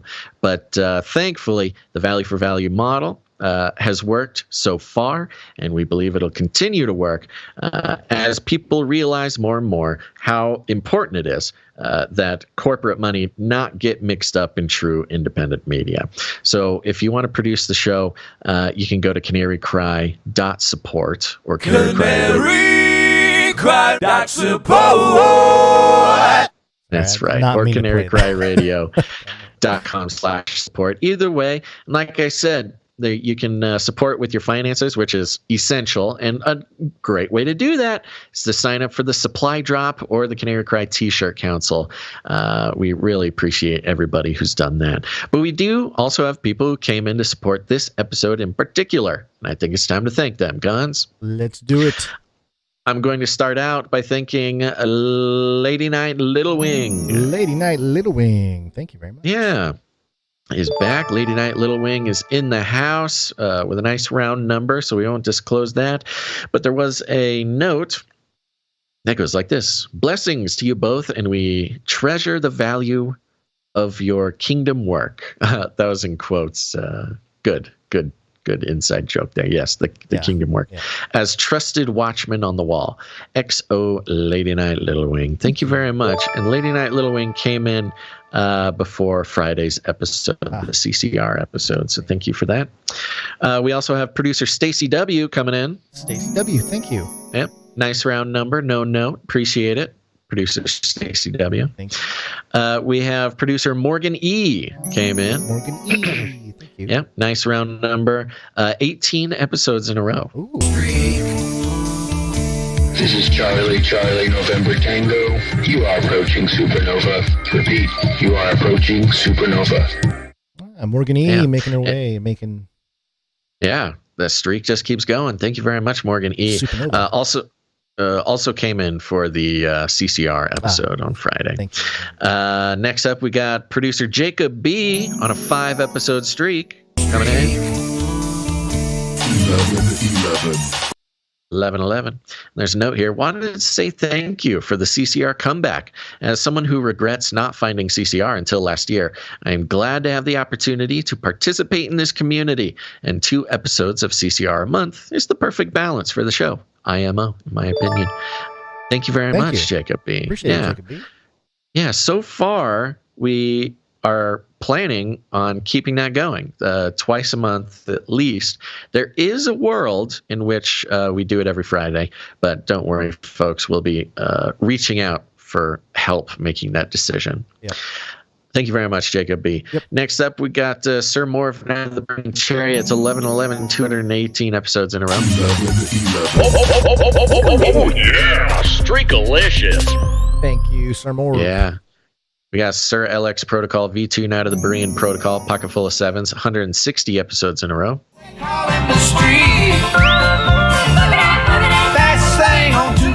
Thank you, Sir LX. Also came in for the CCR episode. We got Isaac G, Pocket Full of Sevens, 7 episodes in a row. Isaac G. Thank you, sir. Appreciate you. Yeah, also came in for the CCR. Thank you. We have Doctor Who Done Dat on a 48 episode streak. Doctor Who Done Dat. Thank you, Doctor Who Done Dat. Yeah, we had a note here from the good doctor. It says, I have several irons in the fire right now. I could use prayer that I stay sensitive to the Holy Spirit, know when to put up boundaries, when to say no. May the voice of the canarium ring true and free. Let's call those producers. That did not go well. The button was pressed. Let me try it one more time. Oh, yeah, so it's a surprise. Producers, assemble!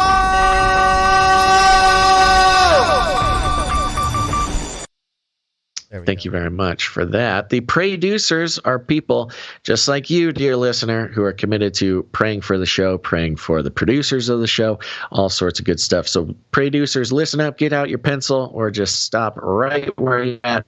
And let's say a prayer for Dr. Who Done Dat, who's got a lot of fires in the iron in the fire, and wants to remain sensitive. And look, doctor, I know exactly what you're talking about. Lots of things going on in this world. You gotta say no to some of them. Yeah. It's easy to start overwhelming yourself. I do it all the time. It might be my biggest struggle is to stay focused on the most important thing and not get distracted by all sorts of other opportunities. So I understand, and I'll be praying for you, doctor, and so will everybody else. Yep, absolutely. Thank you very much. Yep. Next up, we got producer Runk Smash coming in for a Pocket Full of Sevens. Hey, Runk Smash. Thank you. And Runk Smash also has a producer update here. Okay. Producers, assemble! All right, producers, listen up. This is from Runk Smash. Today was my brother Dave's cancer surgery. I just got word that it went as well as possible. Hey. Please pray for his recovery over the next 6 to 8 weeks, and then after that, it doesn't come back. Thank you so very much. Well, that's good news, Runk Smash. Yeah. Always happy to hear that things went well, and we will certainly be praying for Dave that the recovery is strong, swift, smooth, and that the deed is done. Amen. It doesn't come back. Yeah. All right. Absolutely. Okay. That concludes the list of financial producers who came in the amount of 777 or more, which entitles them to have a note read on the show.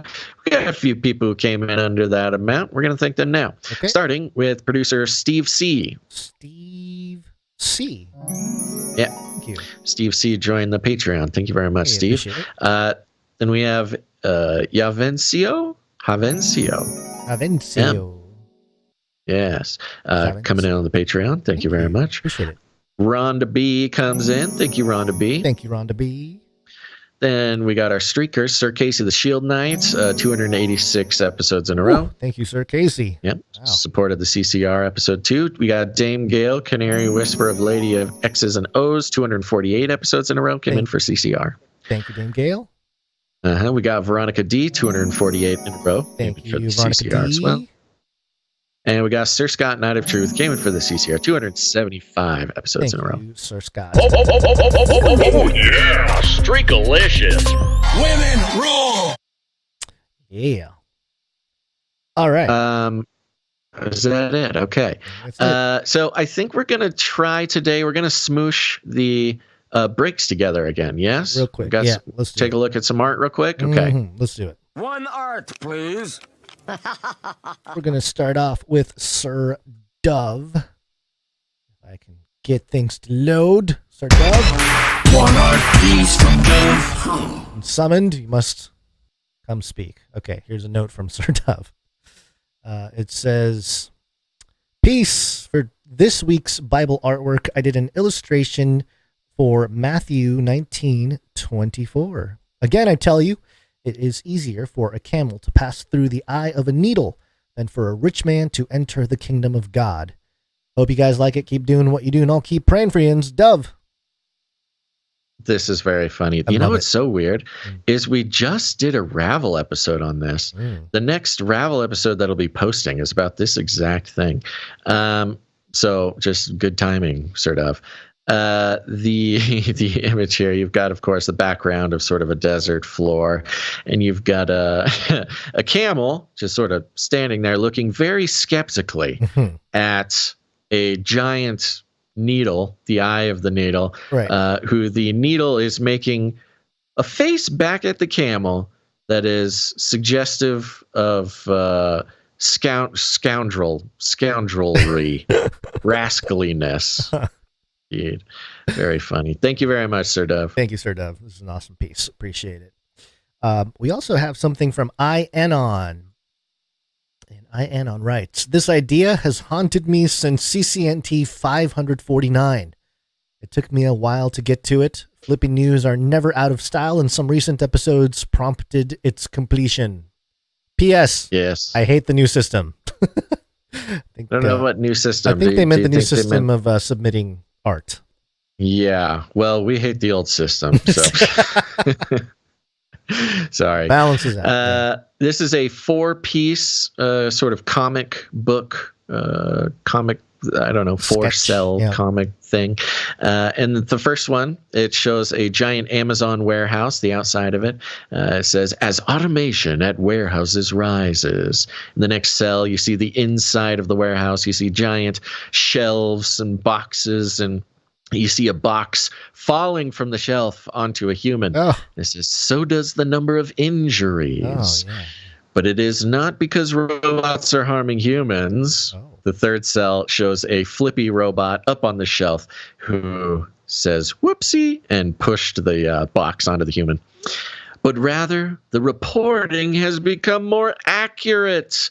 And in the last cell, it has the Employee of the Month portrait up on the wall of the warehouse, and she has a robot there named Snitchy. Snitchy, okay. Snitchy the robot. All right, Snitchy. Keeping good data on warehouse accidents.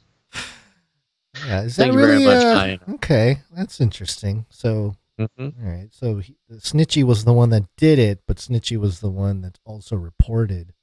Yeah, because Snitchy keeps the data. You know, he's rewarded for snitching. Interesting.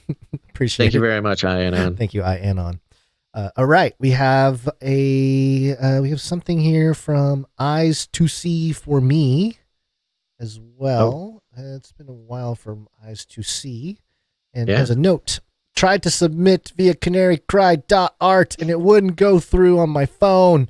So here it is, attached. Yeah, everyone's on a mobile. Have you heard of the mobile, Basil? The mobile should work. The mobile works fine. This is fun. This is in the realm of art for our thumbnails. Yes. Basil and Gon's image for the thumbnails for the show. Yeah, this is great. Let's see here. It's your faces using only the letters of your name. Oh, this is cute. We've got sort of a crayon drawing on a piece of paper here. You've got Basil and Gonzo, and the letters of our names are in different colors, which coordinate with the shapes that were used to make our faces out of those letters.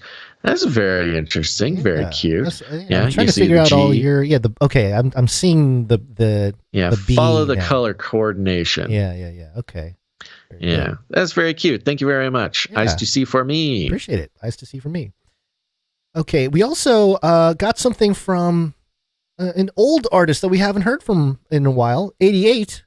You remember 88? So excited. Yeah, this is great. 88. So great to hear from you, buddy. Yeah, 88 writes us, "Hey guys, it's been a minute." Yeah, is that what the kids say these days? Minute, even though it's been years, months, decades. Stop it. Centuries. Your age is showing. Don't even know if it's the right mail to send art to. Yeah. But you didn't use canarycry.art. Yeah, You emailed it. Yeah. So see, that shows. That's old school, man. Emails. Yeah. That's the old way of doing it. But I've seen you use my old art for some of your covers in a podcast. So I thought I'd send in something new. Take care, 88. Title them the Newsreader Boys. Nice. Thank you very much, 88. Yes, and what we have here, folks, are 88 always had such a playful and awesome style to the stuff that he made for us. So he made a Basil and Gans here. Yes, they're sort of a play on respectable news readers. You've got both are canaries, humanoid canaries. On the left, you got me. I got my VR headset and big googly eyes and a hilarious tuft of news anchor hair, making a very news anchory smile. And on the right, we got you, Gons. You're looking very cool, very anime-y type of vibe here, wearing your sunglasses. Also with some nice newsreader hair and a very, very, what's the word? I don't know. Very cool facial hair. Powerful interpretation of your facial hair. Interpretation. This is a direct. Thank you very much, 88. Always wonderful to hear from you, and your art is so valuable to us. Thank you. Yeah, we missed you. Thank you for coming back. All right. That's it for the art. We do have some microfiction. Okay. Microfiction.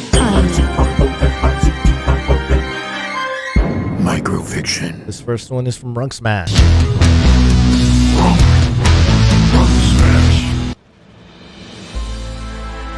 "Hey, Mr. Mike," says the small girl with a 9-iron. "You're making quite a mind shroom behind you. Maybe you shouldn't think so hard." And with that, it hits him like an RFK Jr. hit. Dr. Fauci. "Bingo," he exclaims. Now he just has to wake up. But how?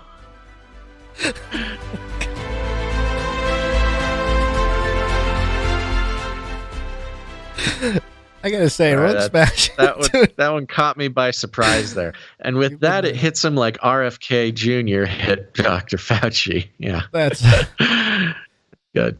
Thank you, Runk Smash. Thank you, Runk Smash. Appreciate it. All right, we got another one from Stephen S. Excuse me. "Robot picks up and crushes toddler in its grips. Crying baby shaken to death by robot. Lone Scum reads the headlines concerning By My Tech's robot butler. His email to the engineers. It appears our testing didn't cover child safety requirements."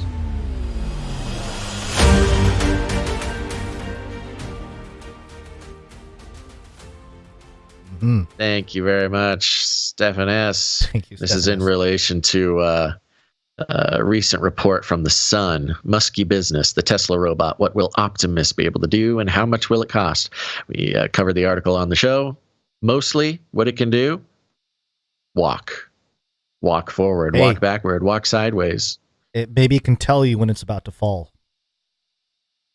Like your robot hand friend from earlier. Yeah, you got to pay extra for that. It's an over-the-air edition, knowing Tesla. Thank you very much to all of our artists, no matter who you are. Oh, and all of our financial producers. Yeah. Producing the show, there's so many ways to do it. The show doesn't exist without it. Get involved. If this show brings any value to your life whatsoever, put a number on it, get involved. You can help us with back-end processes. You can create art and talent and all sorts of stuff, or support us financially. All three of those are needed for the success of what we do here. And we can't do without you. I know 99% of the people listening here have never produced the show. And We get it. It's a paradigm shift. It's a paradigm change. You've got a lot of things going on in life. But maybe this week, consider, is there one thing that you could do to keep the show going? Because not every producer has to produce every show. But as long as people are participating in the value for value model on a semi-regular basis, even just once a year, if each person listening to my voice right now produce the show once a year, we could take over the world. Whoa. I mean, it would be crazy. Bold claims there. We're going to have Canary Cry GPT. I'm pretty sure we could beat the AI in taking over the world. We're going to beat Magi, the new Google AI. Yeah, Magi. Yeah, we didn't even report on Magi today. That'll be for the next one. And people scoff when I try to point out the magical workings of the world around us. Google literally called their AI Magi. Okay? They're not doing that on accident. It's not even a great name. It's not. It's because they're all occultists who understand the power of magic in human beings reaching to become as gods. So there you go. Oh, yeah. If you're a talented person, you want to produce the show, go to canarycry.art. You can upload any kind of file there. You can put your music there, put your writing, your images. It all goes there. canarycry.art. And if you want to provide an article for us to take a look at for the show, go to canarycry.reports. Okay, There we go. On with the show. On with the show, which means we shall wake up from the slumber. Yes, it's wake up time. Hey, yo, wake up. And we shall speak about, what are we speaking about? Money? Money. Yeah. Yeah, dog.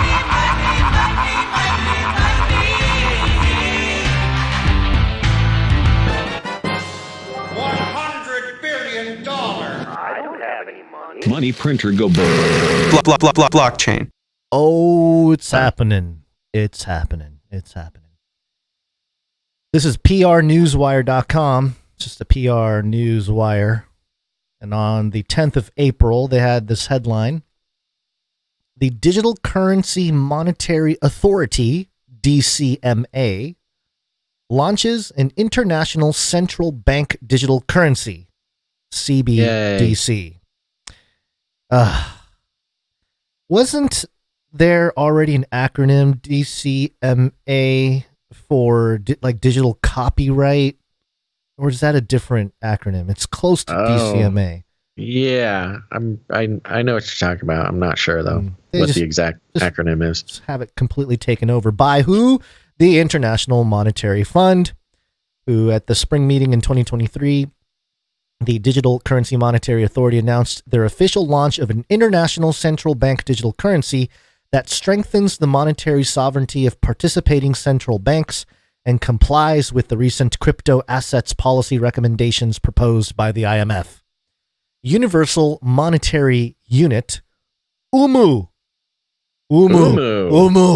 symbolized as an ANSI character with the U with the two dots over it, is legally a money commodity, can transact in any legal tender settlement currency, and functions like a CBDC.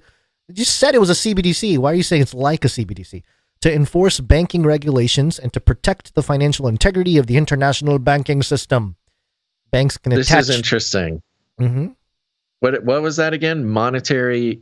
It's the commodity? Universal Monetary Unit, UMU. Right, but what did they call it? They called it a monetary commodity. Legally a money commodity.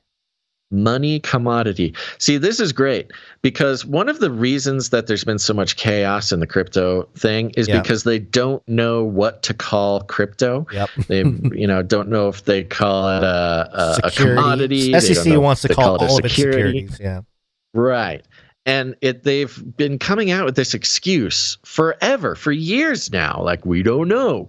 But these guys just named it. It's a money commodity. Okay, so did they invent? I got to look into money commodities. If they just invented it just now, just for their crypto, but they don't want to call any other crypto money commodity. Well, Bitcoin is considered a commodity, so it's in that. It's probably based on that. It's like, well, we can't have. I know. This is actually very funny because a money commodity is like literally the thing right in between a security and a commodity. Right. Right? Yeah. Something like that. Well, yeah, kind of, because or a currency rather. If you think of if you think of a commodity, currency, half commodity. Like oil is a commodity, right? So imagine what a money commodity is. That like, oh, if I had like a vat of oil and I trade it with you for food? No, it's very clever. It's very clever what they're doing.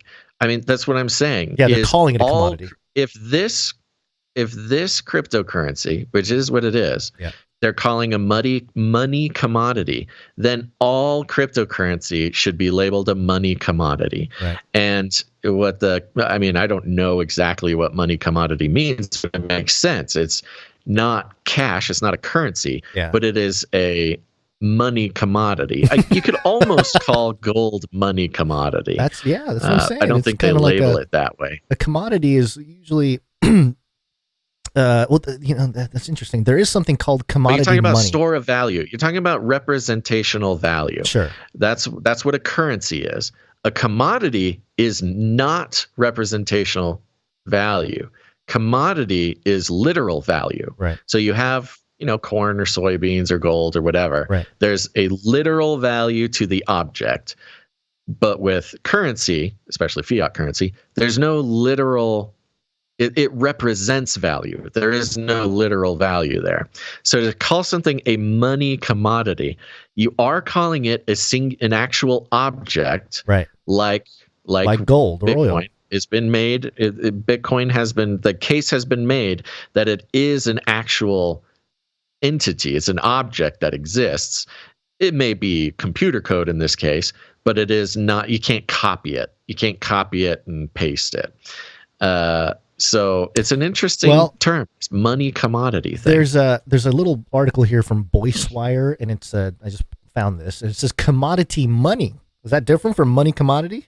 I have no idea. Because commodity money is a type of money that has value outside its use as a currency. In other words, so that would be like a gold coin. A gold, right? Exactly. A gold coin, yeah, right? Which is interesting because it's in the context of anything digital, it means we are moving into digital commodities. It's a paradigm shift. Yeah. But it's what blockchain has been all along. I know. I mean, it's hard for people to understand. We're not going to get into it now, but it is. Tell me more of the news. Okay, well, I think it's kind of a bigger deal here. The UMU banks can attach SWIFT codes. SWIFT, SWIFT, the system that's been around since the 70s, the rails, and bank accounts to a UMU digital currency wallet and transaction. SWIFT-like cross-border payments over digital currency rails, completely bypassing the correspondent banking system at best-priced wholesale FX rates and with instantaneous real-time settlement. Yeah, so they just made Bitcoin for banks. There's so many projects that already do this. It's like, okay, I know. Why is it? Oh, it's because the IMF came out with it. It's the centralized control. So everyone's gonna have to buy UMU to get rich. Or not rich, or at least under the control. So I don't think they can buy UMU. I know. No, we're going to be forced to use UMU. Is basically what it is.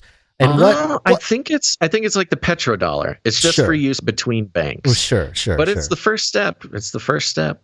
Well, what would cause a situation where people flood to UMU? Perhaps a bank run. Newsweek.com here. Fake bank runs can spark fears of real panic. Oh, fake one, huh? Yeah, we know this. Yeah. Amid ongoing economic fears across the U.S., the concept of artificial intelligence generated and deep fake images showing a bank run could spark even more panic. Talks about the SVB thing, Signature Bank, blah, blah, blah, and then tells us what a bank run is. I noticed there's a lot of mainstream articles doing this. Like, what is a bank run? Right. Is it because I think the majority of the people don't think about these issues or hadn't before. And for the first time in a while, maybe it's been a while, maybe since 2008, people haven't really thought about it. But we have a whole new generation of people who have never considered this idea that your bank might shut down and you can't access any of your money because it's just a website with some numbers on a screen. But yeah, it talks about Dolly and how deep fake can create a bank run, which is more, it seems like some psyop stuff to get more legislation on deep fakes and information in general for the government to lock down, and especially concerning banks, they care because if something does get out of hand, then it's a self-fulfilling prophecy. No bank is truly solvent to every dollar that depositors have on them. So interesting. So what's the worry here? That deep fake specifically? Yeah. What is showing what is? I don't get that. All right, is this including AI, or are they just saying like people can make pictures of people going to the bank with deep fakes? Yeah, I mean, should I read a couple paragraphs just to get your? I don't know, man. You brought the article. I'm just asking questions about your article here. I mean, yeah. If you want to just move on, that's okay. We can move on. Curious. There's not...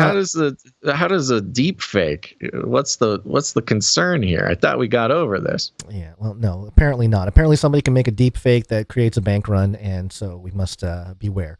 But sure. Also, okay. It's tax season. I think tax stuff is due tomorrow as we record this, and ABC News reported new push on U.S.-run free electronic tax filing system for all.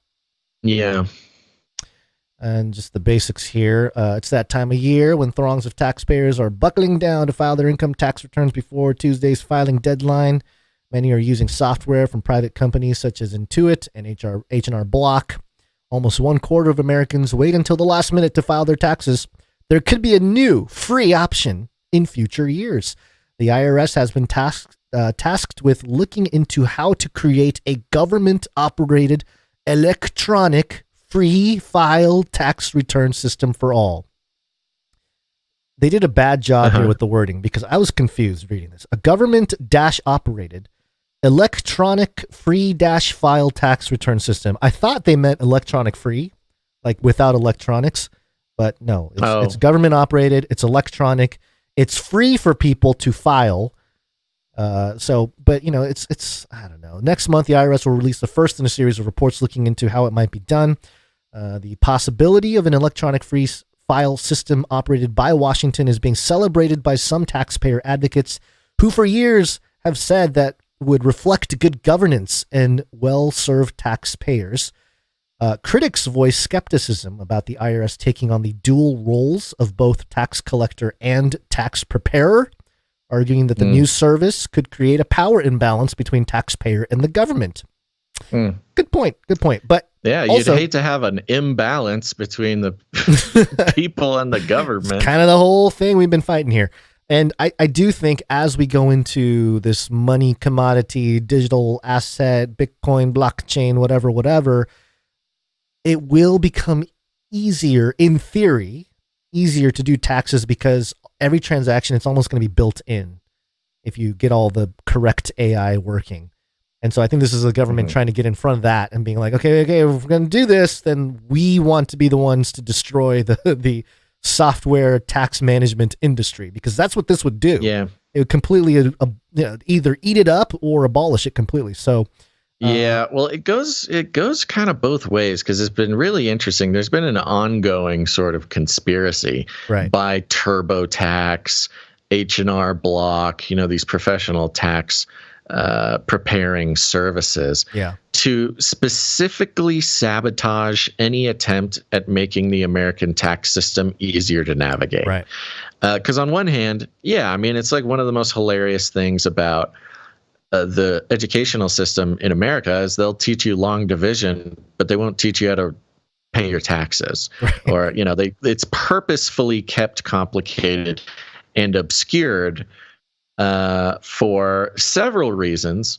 One reason is it's easier for rich people to take advantage of the tax system and pay less taxes, but it's also scarier and harder for not rich people to file taxes because everybody has to pay somebody to put their taxes. I mean, when you're a kid and you don't really have anything, you can fill out the paper and send it in or whatever. Yeah. But it's an insane process. Those are overseas listeners. I don't know. I have a buddy who lived in Germany for many years, and he recently moved back to the U.S. and he is losing his gourd on I was about trying to say, to figure out yeah, how to do taxes in America. He's like, yeah, in Europe it just sort of happens and it's easy, and it says I don't even know what's going on here. He had to like move back, hasn't been here for decades. He's like, I'm just going back to Germany. Pay taxes. Forget this. There. Yeah. He's like, That's I love funny. America. I want to get some guns. I want to do the whole thing, but this tax thing is about to send me back to the Eurozone. So it's kind of a conspiracy. You have big corporate power players specifically paying, who knows, millions of dollars maybe on lobbying to keep the U.S. tax system incredibly complicated. And the only way, and again, you got to go back to what's the fruit? What's the fruit of this free tax preparation thing in the U.S.? It's not going to happen unless it benefits the power structure. And I think you're right. When it comes to Fed now, everybody is, Federal Reserve, cryptocurrency wallet, where that's going to track everything, the beast system in general. Yeah, just pay taxes built into every payment. You don't have to do all the tallying and accounting at the end. Let AI do all that. Automatic, which is funny because constitutionally we have a voluntary tax system. Yeah. But that kind of forces it. Doesn't quite mean what you think it means. Yeah. The voluntary tax system means no. You just send us whatever you think you owe, and then we'll throw you in jail or not, and that's your volunteering. So yeah, I don't know. I don't know where to fall on this. On one hand, I do think it's important to put more power into the people's hands. On the other hand, I am wary about how exactly this is benefiting the government, because they would not do it if it didn't. In this time where we started the show with the Elon story, with Twitter labeling certain news outlets as government funded, in that level of transparency, maybe the U.S. government already runs Intuit and H&R Block, and they're just kind of like, yeah, we're going to make this symbolic transition that the government is doing it, but really it's just, we've been kind of at it the whole time with these private companies. So maybe it's just as possible. Yeah. But one other thing here, the U.S. dollar. We're sitting here. We've been looking at the U.S. dollar inflate and sort of deteriorate in terms of being used as a world reserve currency from other nations. We have entered deep into the multipolar world order. And one of the things that has caused it is sanctions. And here we have a Barron's article. Yellen, this is Janet Yellen, says sanctions may risk hegemony of U.S. dollar. Hey, it's starting to sound like a crazy podcaster. Economic sanctions imposed on Russia and other countries by the U.S. put the dollar's dominance at risk as targeted nations seek out alternative. Treasury Secretary Janet Yellen said Sunday, quote, "There is a risk when we use financial sanctions that are linked to the role of the dollar, that over time it could undermine the hegemony of the dollar," Yellen said on CNN.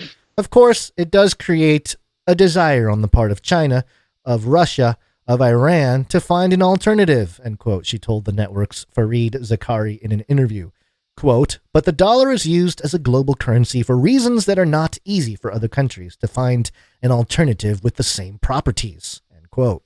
"The robust U.S. capital markets and rule of law," quote, "are essential in the currency that is going to be used globally for transactions," she added, quote, "and we haven't seen any other country that has the basic institutional infrastructure that would enable its currency to serve the world like this," end quote. You have a problem with that statement at all, Basil? I don't even fully understand it, honestly. She's sort of being an American exceptionalist, saying like, pro dollar, obviously, Treasury Secretary is going to say that. But for her to say that the U.S. is the only country that has the basic, and it says ... So she said something in between here that they're not quoting, institutional infrastructure that would enable its currency to serve the world like this. It's clearly, we do not have the institutional infrastructure. All the things that we've been doing, the intelligence agencies going into other nations and doing their hanky-panky, the economic hitmen, all that stuff, that's the institutional infrastructure that she's referencing, right? I don't know. I thought maybe she's like trying to talk about SWIFT and like the banking sector or something. I don't know. You know, she's even wrong in that regard, because these economic magicians here, you know, they use fancy words for a lot of things. So what are sanctions? Yellen noted that sanctions are an extremely important tool, all the more so when used by the U.S. and its allies as, quote, a coalition of partners acting together to impose these sanctions. Asked about the possibility of using frozen Russian assets to rebuild war-ravaged Ukraine after Moscow's invasion, Yellen said that, quote, Russia should pay for the damages that it's caused. But she noted that there are legal constraints on what we can do with frozen Russian assets, and we're discussing with our partners what might lie in the future. Yeah, it's an interesting series of topics that kind of connect into one thing. Yeah. Yeah, I mean, it is true that it's funny because she's saying that, like, oh yeah, the U.S. can risk hegemony because we place sanctions, basically freezing all the dollars in Russia, so these Russian billionaires can't use dollars if they were holding dollars. Right. And they're seeking alternatives. Duh.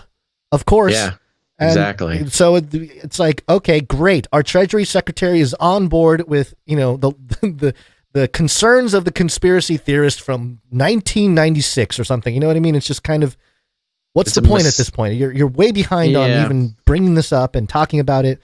And then, you know, trying to strong arm this idea that, oh, we have all this money from Russia and like, we got to figure out what to do with it legally because we're the government and we can, you know, do whatever we want with this money because it's ours. We are number one. It's a mistake. I don't like it. It's a mistake of, I don't know.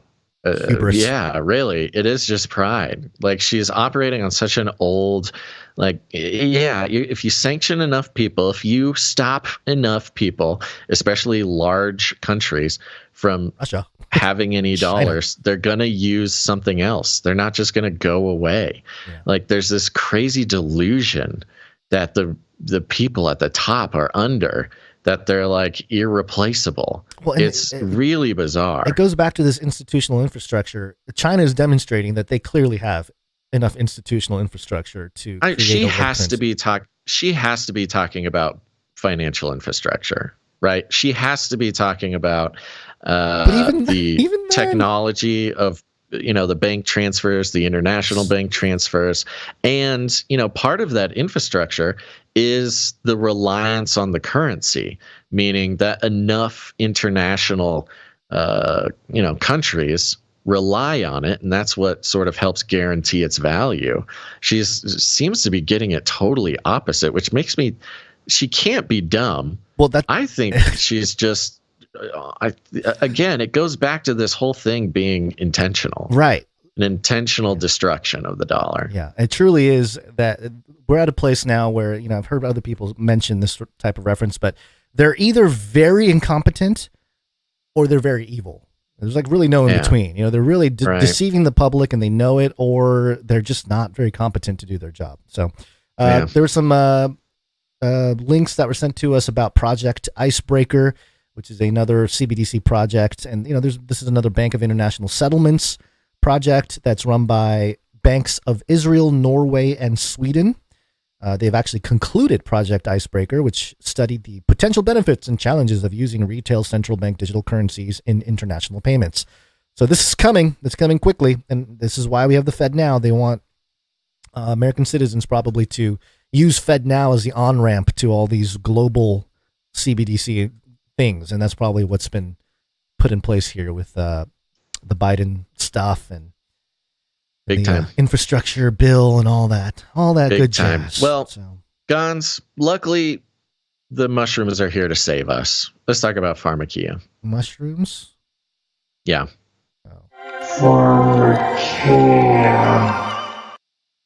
This was such a gem that came across my desk from Time.com. The headline, the latest promising long COVID treatment, psychedelic drugs. Oh. After more than a year of being short of breath, tired, and riddled with heart, motor, cognitive, gastrointestinal, and menstrual issues, wait a minute. Ruth was willing to try Hold on.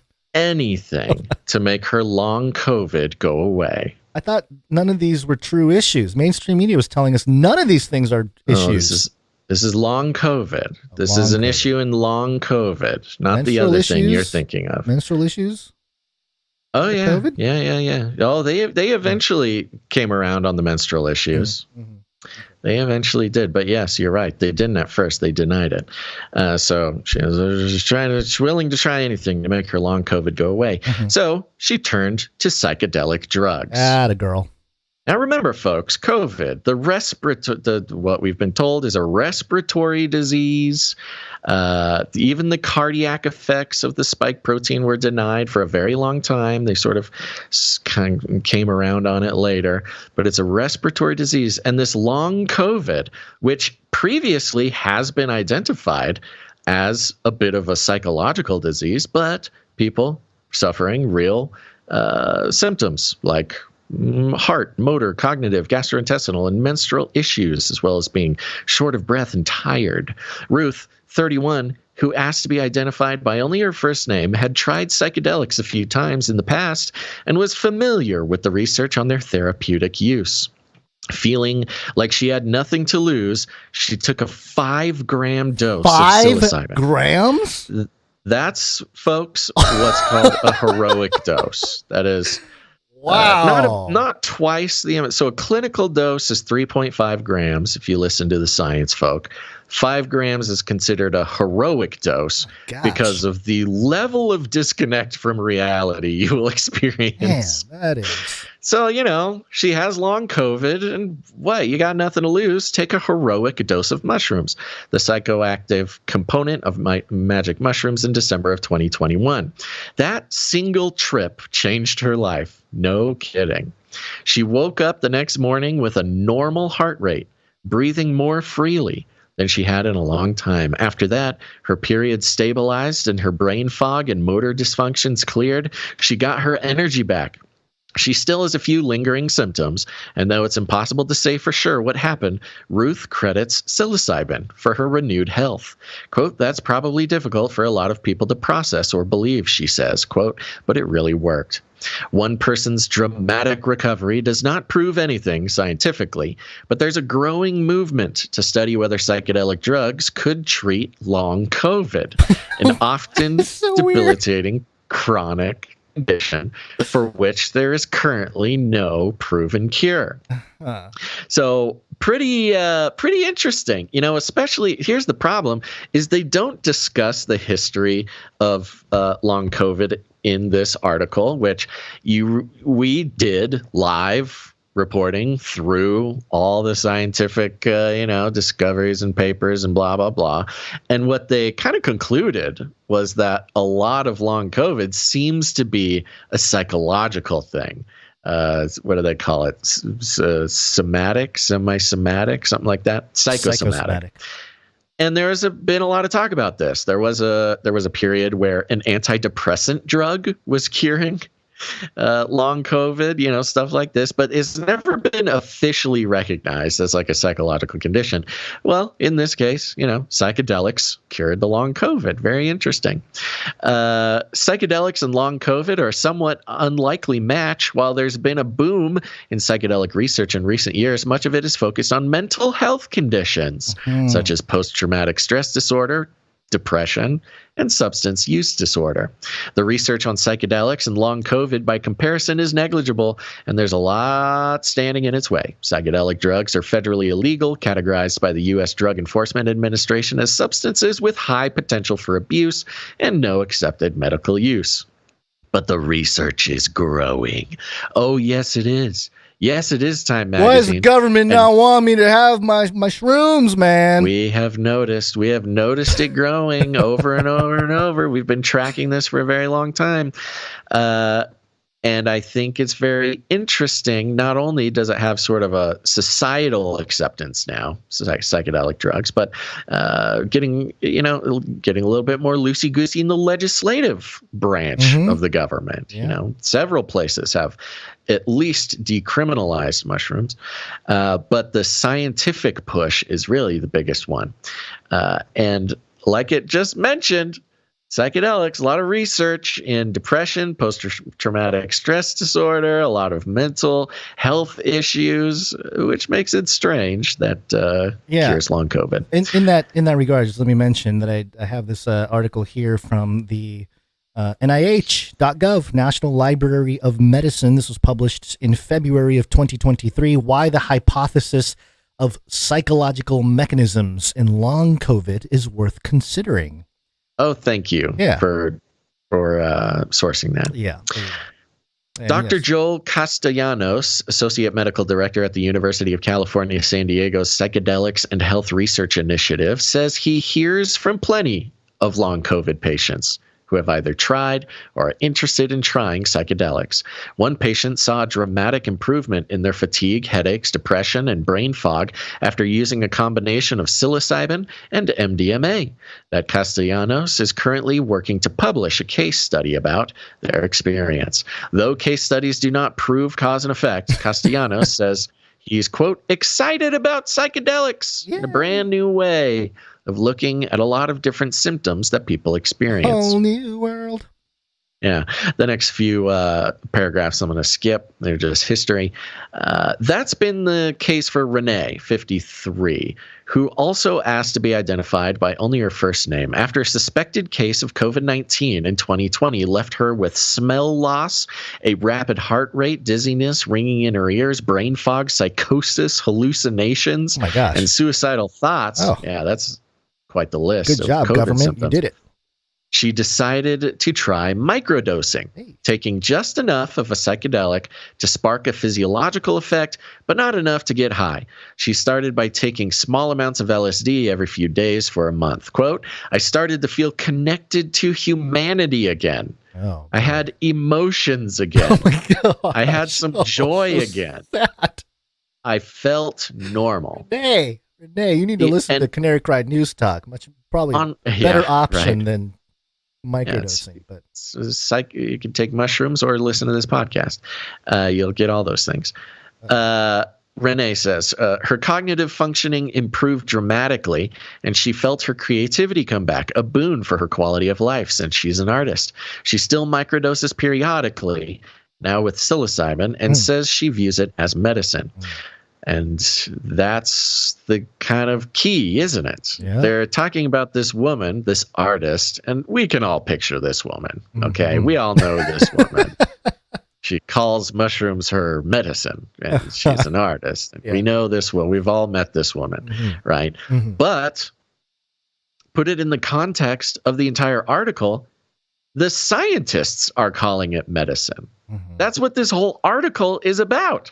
Is they are saying that psilocybin mushrooms are the medicine for long COVID. Now, of course, I will make the distinction, as they do multiple times. This has not been in a full double-blind, blah, blah, blah study. This is case studies. But there you go. Time sort of passing on the responsibility of calling this medicine. While some people like Renee regularly use small doses of psychedelics, Dr. Selena Subia, a physician and researcher at Columbia University Irving Medical Center, who also has long COVID, is launching a small pilot trial to explore whether single-dose hallucinogenic treatments can relieve long COVID symptoms. After study participants receive a psychoactive medication, Subia and colleagues will track track them for 2 months to see whether symptoms, including depression, brain fog, and fatigue, improve. Psychoactive drugs have been shown to regulate neurotransmitters, stimulate the growth of cells in the brain, and reduce inflammation in the central nervous system. So it's possible those properties could translate to improvements in the brain-related symptoms of long COVID. Still, Shibuya is wary of overpromising, particularly given the hype around psychedelics and the fact that there is no proven cure for long COVID. Despite the positive rumblings about long COVID and psychedelics, they have not yet proven effective. We get it, Shibuya says. Quote, the safest way to engage with these substances right now would be in a trial, she says. Of course, science doesn't want you doing anything unless you're supervised by an adult. So keep that in mind, kids. No doing mushrooms unless you enter the temple of scientism. Quote, we're dealing with some very powerful psychoactive medications. People need to proceed with immense amounts of caution. Well, on that we can agree. So, throughout the pandemic and the lockdowns, psychological health was always the biggest thing at risk. Yeah. And even the death numbers show that the psychological consequences of the response to COVID was caused way more pain and suffering than COVID itself did. That's just by their own numbers. You take in deaths of despair, suicides, alcoholism, substance abuse, et cetera, et cetera, et cetera. Way more people died than COVID ever did. And the psychological aspect of the pandemic was never denied by anybody. Let me just put that out there, first of all, for the YouTube censors. Nobody denies that the psychological effects of the pandemic were tragic. And we've talked a lot about the trauma-based mind control. If we lived in such a dark world that some groups wanted to psychologically traumatize a large population in such a way to incur further, call it what you want, obedience, compliance, even just passiveness at the very least by a population, you would, need to find a way to traumatize millions of people all at once.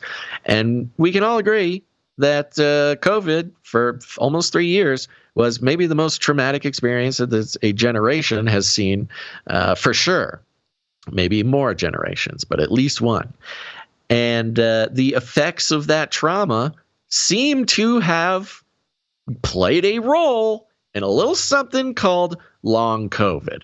Now, if long COVID is a psychological issue, or at least has a large dose of psychological causes, I wonder what that says for short COVID, but that's beside the point. That's for a different podcast. And, I think the timing of the obsession with psychedelics, their acceptance in social society, and then scientific society coming in as a cure to an incurable disease is quite the elegantly executed master plan. But it doesn't really stop just at the mushrooms either. Right. Because, I'm just going by the Canary Cryoverse, you can't separate pharmakia and power structures of this world from things like technocracy, technology, transhumanism. They're all connected. Well, go over here to SciPost.com. And let me know, Gons, if you see any connections here. The headline at SciPost.org, psychedelic replications in virtual reality show potential in treating depressive symptoms.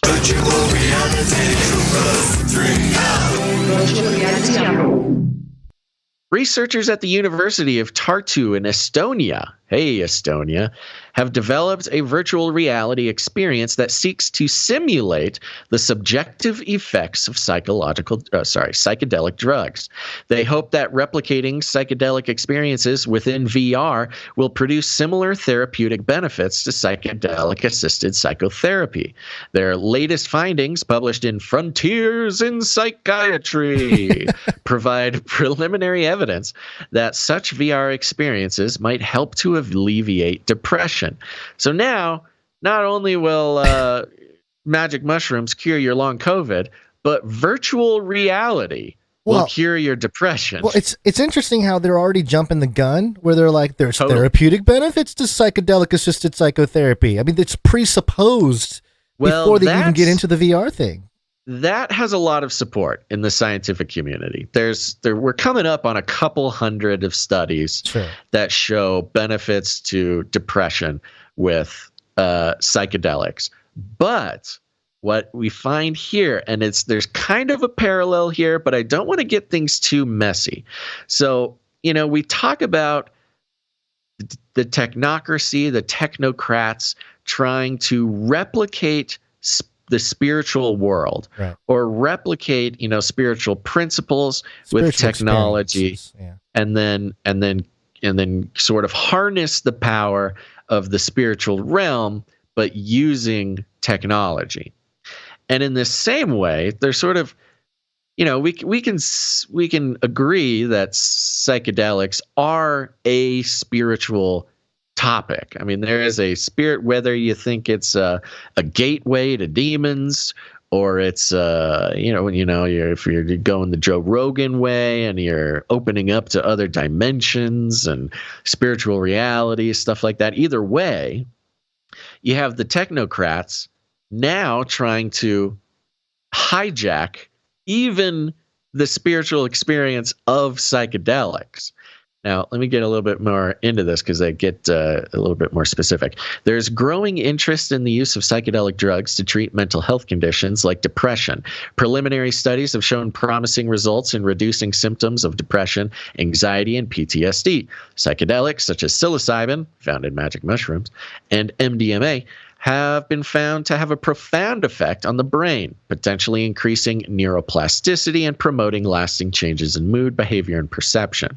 Quote, one of the primary reasons for our study is that there is a need for novel methods to treat depressive symptoms, explain study authors Carl Christian Kaup and Kadi Tolver, who are both research fellows at the University of Tartu's Institute of Computer Science. Quote, although psychedelic therapy shows promise, it is contraindicated for certain segments of the population, meaning it can have bad health effects on people. If you're prone to psychopathy or stuff like that, they're not going to give you shrooms. Want to do mushrooms, yeah. And the regulatory restrictions in several countries make it difficult to implement such interventions. Virtual reality, on the other hand, offers several benefits, such as safety, affordability, ease of administration, making it a viable option for real-life therapeutic settings. Hey, remember, we just brought the article last episode about how, the teens, they're not latching on. They don't like VR. Don't like VR, Meta is canceling their VR thing. Nobody thinks the metaverse is anything. Teens don't like it. Only nerdy podcasters who don't want to show their face on camera wear VR headsets. And so we called it at the time that they would start to or continue to reach for reasons for the existence of virtual reality. They're not going to let it go, even though nobody wants it and it doesn't do anything. I actually think this play, the whole psychedelic experience type of play, is it's kind of their big totally hand. They've been waiting on this one for a while. Like, see how VR goes. It's not going too well. All right, we got to roll out the psychedelic experiences that can get around all the drug laws and everything. So, your 12-year-old nephew can connect with you. And like, I've been on a mushroom trip there. Yeah, psychedelic experience. Yeah. Right. It's very interesting. So, in one way, it's an interesting place to be in our position, Gons, because on one hand, sort of being aware of the spiritual aspect of pharmakia, the personal experiences, the dangers, the dangers that could be posed by things like mushrooms spiritually, things like this. And certainly we have an ongoing conversation about all those things. But that's one thing.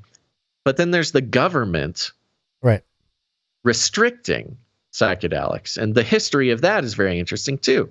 They were restricted specifically because it made people question the Vietnam War, made people question the government.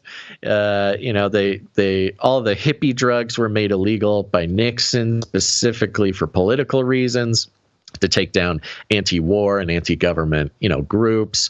The history of our government holding down drugs, the war on drugs itself, has a checkered history, and one that I think was a negative upon the world altogether. But so being where we stand, it's like, well, the government doing what they did was bad, but we also don't think it's necessarily good for everybody to be running around tripping on mushrooms in a spiritual way. But on the other hand, there are, I've said it before, when it comes to people who have real debilitating chronic mental health issues like PTSD, talking about our vets and stuff, if there is a cure for those people who suffer on a daily basis because of, volunteering to defend the country and then being taken advantage of by corpo-capitalist government goons to go protect poppy fields and invade oil fields for no reason except for corporate gain. Yeah, if those guys need a trip to get their mind right, I want them to have that, as long as everything is up to snuff. I don't, sure. So it's still the science is out on that, but people know where I stand, and if you didn't, I hope you do now. It's a very nuanced position. It is a very nuanced position, and it becomes even more narrow as things develop here because it's narrower and narrower. So the ending of that is now we have the technocrats talking about replicating what a lot of people consider to be a spiritual experience using technology, in that it's not the actual substance in your body that they're hoping will have an effect, but the hallucinogenic visuals of wearing a VR headset. Yeah. I think anybody who has dabbled in the psychedelic arts will understand just how ridiculous that sounds.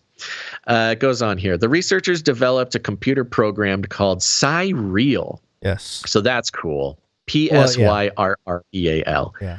Psy-Real. It's got an interesting sort of connection to Israel, Psy-Real, but also it's just interesting. That uses virtual reality to give people an experience similar to taking psychedelic drugs. They used a software called Unreal Engine to create different. I had that highlighted. I thought that was funny. Being us, we're like, oh wow, cool guys, you guys use the Unreal Engine, which is a common. For those who don't know, Unreal Engine is the most popular.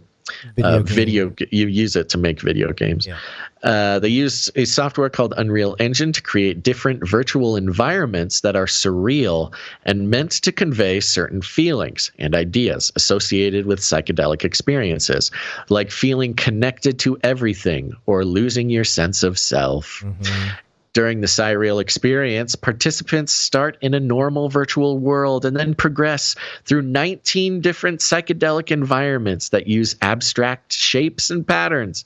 The levels last between 30 seconds to 2 minutes.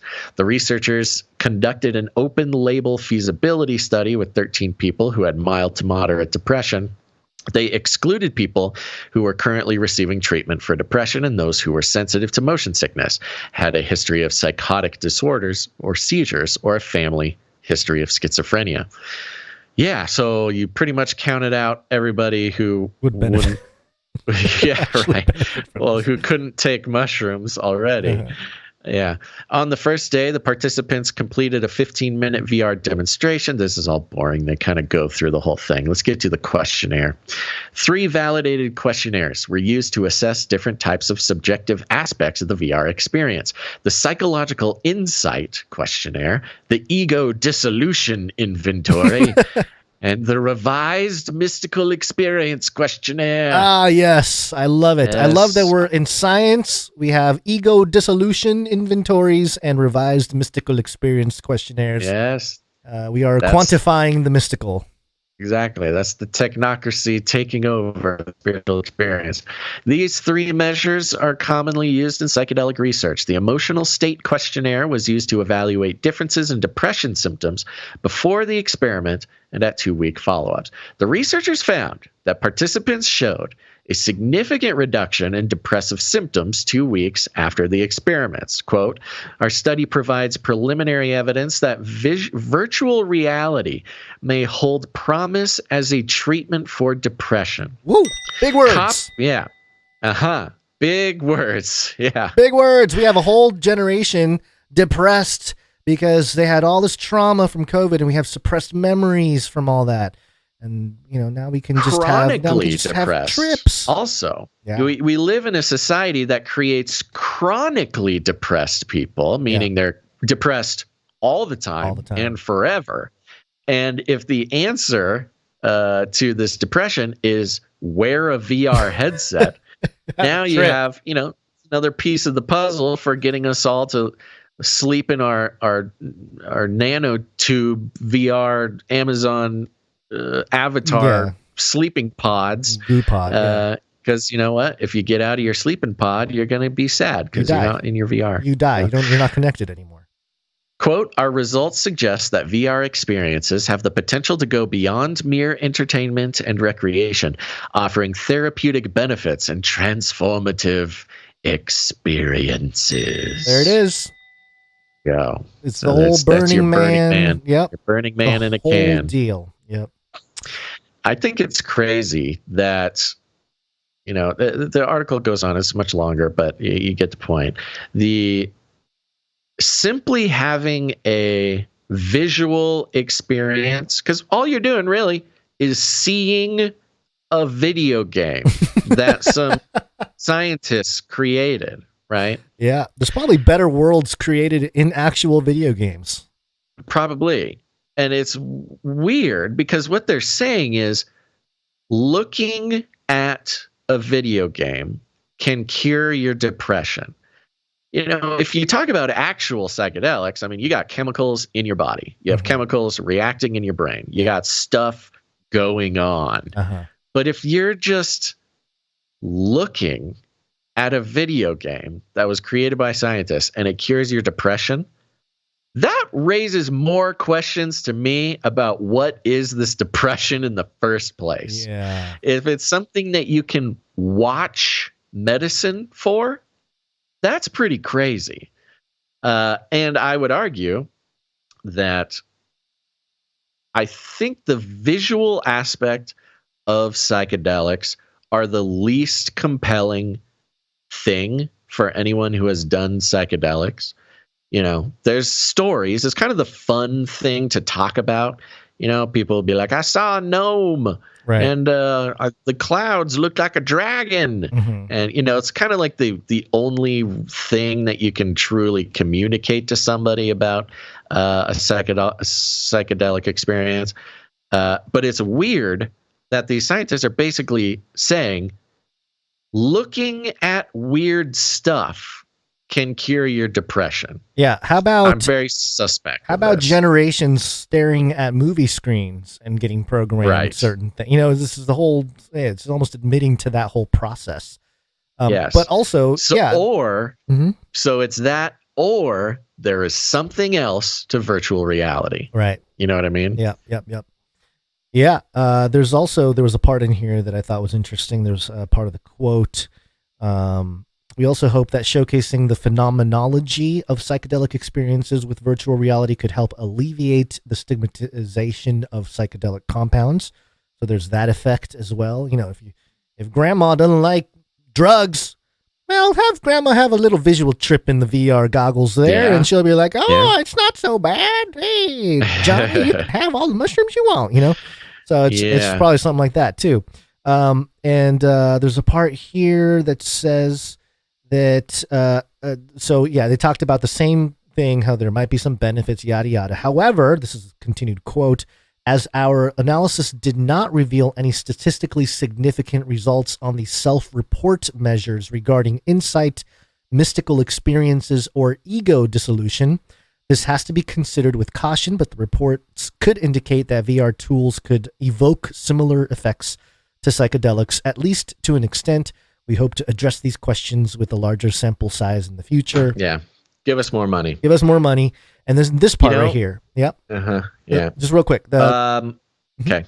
Our research interests extend beyond the potential therapeutic value of VR, the researchers added, quote, we are also curious about exploring the mechanisms that lead to meaningful insight experiences and changes to beliefs. Something that psychedelics have been shown to induce. Yeah, changes in beliefs. Right. So that's what they want. They want to do it in this controlled and that's manner. what I'm saying. I wonder if what this is actually showing us is that there's something more to VR, not something less to psychedelics. You know what I mean? Yeah. My chicken is making the noise the chicken makes when it escapes its enclosure. Put a virtual reality headset on the chicken because dailymail.co.uk I gotta go save that shit. Uh-oh, you froze. You just disappeared. Okay. All right. Well, he's going to go feed the chicken. And let me tell you real quick, this last story. The Avatar Doctor will see you now. NHS will use virtual reality technology to help treat patients suffering from mental health issues. There's a trend. This is the hat trick here. This is the third article talking about VR. In this way, the article here. It has been used to push the limits in the film industry, transporting audiences to another dimension. Now the NHS has decided to follow suit and use virtual reality technology to help treat patients suffering from mental health issues. The Mail on Sunday can reveal at least 16 NHS trusts across the UK have already adopted VR software that enables patients to enter a digital 3D world and create virtual people known as avatars to explore their feelings in different scenarios. Patients recreate past experiences that have upset them and use their avatars to express what they struggle to say out loud in real life. Now, full transparency here, I've done some therapy, just normal therapy for my life. And there's something called EMDR. And, I did it as part of, my therapist wanted me to go through it. And basically what it is, let me try to get the exact acronym here because it has got this long psychological thing here. It's the eye movement desensitization and reprocessing. So basically you hold like these balls or something that puts you back and forth. It does like a back and forth thing. It's supposed to stimulate, either side of the brain. And while you do that, the therapist kind of walks you through a traumatic experience you might have had, the trauma point.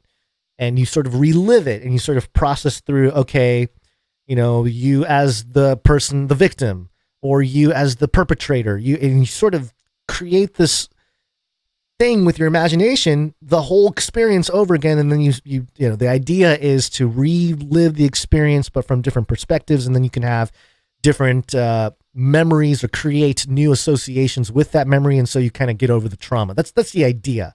It kind of worked for me where in my personal kind of stuff, traumas and stuff when I was a kid, we went through some of that and, it worked fine. It was sort of an interesting experience to kind of have new associations with some old memories that have trauma associated with them.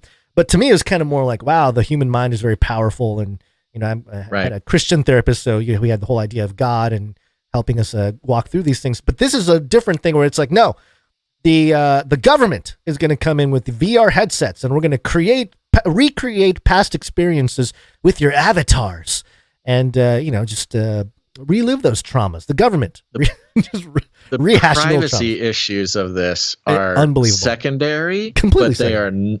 they are not insignificant. Yeah, they are.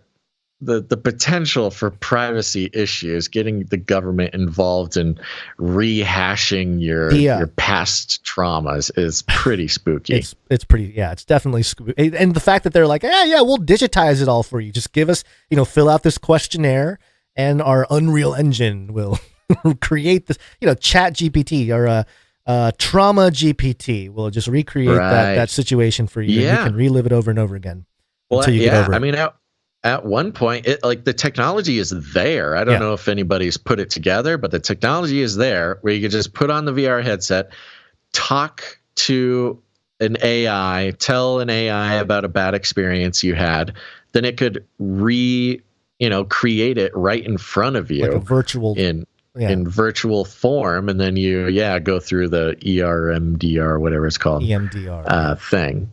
Yeah, although again, I think the EMDR thing is a little bit more of a clinical thing, and you're sitting there, you're using your imagination. There's some stimulus, but this is like pretty psychedelic, honestly. It is. There's an element to it. The process sounds fairly psychedelic. Yeah, but you're not microdosing, or you're not supposed to. So yeah. The interesting quote here. There's a couple quotes from Dr. David Rigby, co-chairman of the Digital Psychiatry Special Interest Group at the Royal College of Psychiatrists, who's been exploring VR as the technology becomes cheaper. And he said, quote, "There's a lot of studies showing that VR can help specific phobias like a fear of flying or spiders by making a digital representation of being on a plane or around spiders. The technology tricks the brain to activate those phobia symptoms in a safe environment." I thought that was interesting because it's like, they're admitting that, yes, your brain is being tricked here. And yes, those phobias, those symptoms, those things you're afraid of, it does activate all that in your brain, but it does so safely. It's a safe environment. You can safely have those phobias expressed. Sure. Under the watchful eye of the government. And we will you're just in the simulation. Yeah. The simulacrum. Which is, the people who have been skeptical of psychiatry in general and all the drugs being assigned to or prescribed to a whole generation, you're talking about with VR, a whole nother level, because now you're talking not just you're sitting at home. I guess it's similar, but now the government truly getting into your brain, into what you're suffering with, and get a lot of data on what makes people tick. So. Not good where this is all. Yeah, sounds like a blast. Have fun. Sounds like a blast. Fun. Get your emus on the VR. We need some mind-controlled emus. I need to program some trigger words so that it'll do my bidding when the time comes. My MK Ultra emus. Mm-hmm. Yes. Yeah. Get back to it. Well, there you go, folks. That's the show for today. Hope you liked it. We kind of messing around with the format just a little bit. Don't get used to it. But we appreciate all of our producers who recognize the value for value model is a paradigm shift in the way that we operate in this world. No longer is corporate money paying for your independent media. You may not like it, but it's the taking responsibility for our own independent media is something that the people have to choose to do together. There will be no incentive because there is no corporate incentive for us to do so. And you can produce the show with your time, your talent, or your treasure. Thank you to our executive producers and our producers who made this show possible financially. And of course, our artists are very talented people. But we have producers who help us out on the back end with their time. And let's thank them now, starting with the Clippies. Oh, here we go. Come on. Flippy. Flippy on those videos. Thanks. Yes. Our Clippies, they manage and populate the Clips channel on YouTube and Odyssey, and soon coming to Rumble. They are a devoted, talented bunch, and we appreciate them very much, starting with Emsworth, Faye Liverin, Jolmes, and Laura, each playing their part in that. very much. And that's possible. That's made possible by the timestampers who timestamp each and every episode. Let's thank them now. It's hard work. Timestamp. Thank you to Christine C. for doing the timestamps for episode 612. We appreciate that very much. Hold on, let me double check on that. It might have been somebody else. Oh, yes, double check. Yeah. We're going to check, and double check. Folks, you don't want to thank the wrong producers. That's the thing. That's the thing about having such an expansive team of producers that make this show work. You got to remember a lot of names. Okay, I think we're correct. Christine C. Thank you. Is that correct? Yep. Okay. Yes. And go ahead, if you would, please leave us some ratings and reviews on Apple Podcasts. Yeah, I know it sounds like work, and you're not used to, well, what you're used to is people begging for ratings and reviews. I get it. But I also get it because we need those ratings and reviews. It's very important for us. And think about this. Look, I said if every person who listens to this show produced once per year, that we could take over the world. Look, go leave a rating and review. It's the easiest possible non-consequential way that you could spend 120 seconds helping out your best buddies. And, I oscillate between shaming people and rewarding people and guilting them with my own emotional fragility. Mm-hmm. There's lots of ways. I don't know what the next way will be, but I'll find a way. But don't make me look for ways to emotionally manipulate you into giving us reviews. Please just do it on Apple Podcasts specifically, if that's possible, because it really helps us out. It tells the algorithms that we are a show worth watching and or listening to. And that's, unfortunately, the world we live in. We must have the algorithms on our side, and we have so many ways that the algorithms are fighting against us, and this is one of them that we can actually gain some ground on, but it's up to you. There's nothing we can do about it. Ratings and reviews on Apple Podcasts, or just wherever you can. If you can't on Apple Podcasts, okay, I get it. If you don't have an Apple or something, but if you can, Apple Podcasts would be great. I do know that Audible lets you do it. I think Spotify lets you rate and not review. Just wherever you can. Help us out. Oh, and by the way, if you're watching the live stream, hit that thumbs up button. Yeah. We should. If you're here and you watch the show and you leave before hitting the thumbs up on Rumble or YouTube or whatever, why? You're stealing. You're stealing. You're no, stealing. You're not I don't know. stealing. You're not I don't know what you're stealing, but you're stealing. You need to hit that thumbs up button. That helps us out a lot too. I know it's annoying, but everybody asks for it, but you just need it. And other than that, thanks, Jam, for the links. Yep. Thank you to Clank for the assistance. You have anybody who sent in articles? Yes. Well, Jam, we already thanked Jam. Jonathan Mock, Tyler B, Faye Liverin, Nancy, and Dave K. All brought in articles. Yeah, there we go. Thank you very much. Yep. And if you want to get a shout out, possibly go to canarycry.report. Fill out the form. Send us a link. Okay. Other than that, just share the show, folks. Share it with your friends. Share it with your family. Share it with your friends' family. Share it with your family's friends. And share it with Elon Musk. Yeah. Oh.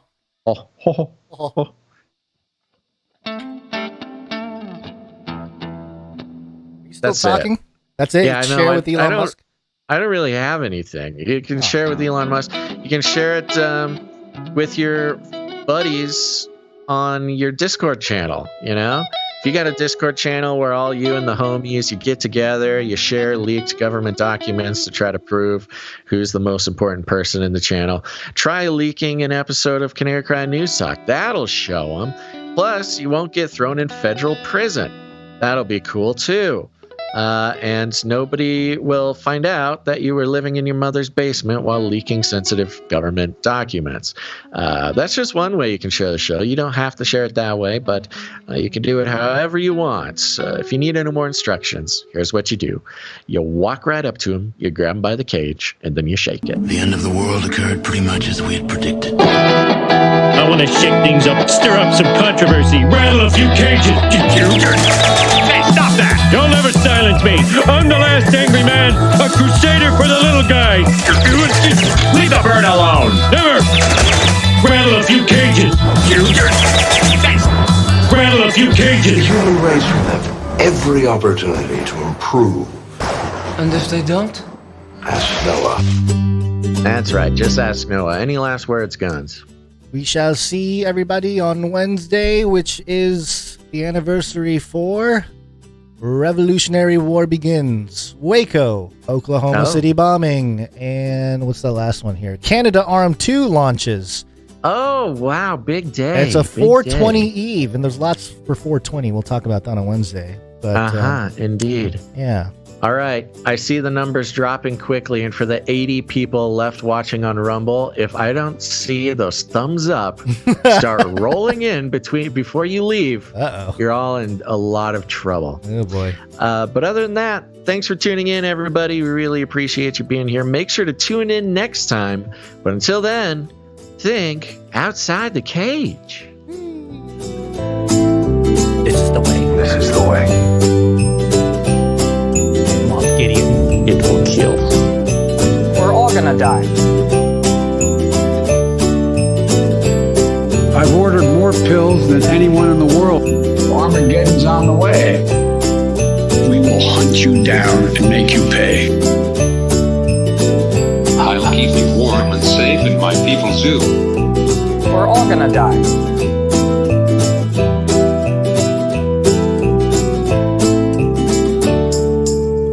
Remember, reality is an illusion. The universe is a hologram. Buy gold. Buy! Subscribe, bell button, all. Like, subscribe, bell button, all. Propaganda.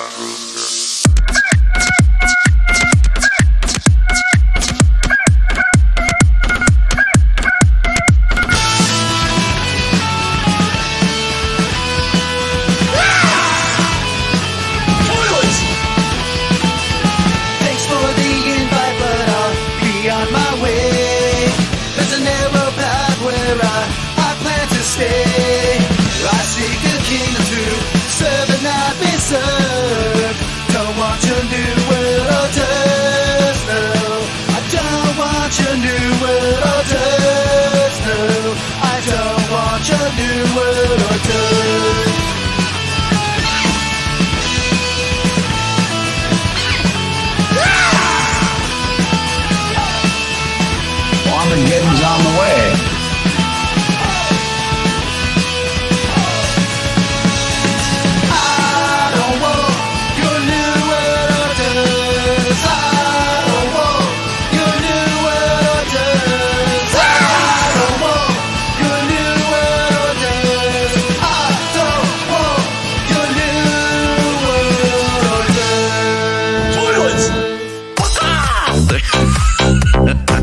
And a resounding baka flies through the air across the world.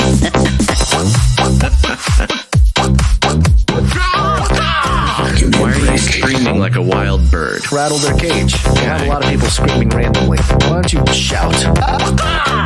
It'll be their call out. You have a lot of people screaming randomly. Go ahead and... Why don't you shout? I love the Great Reset.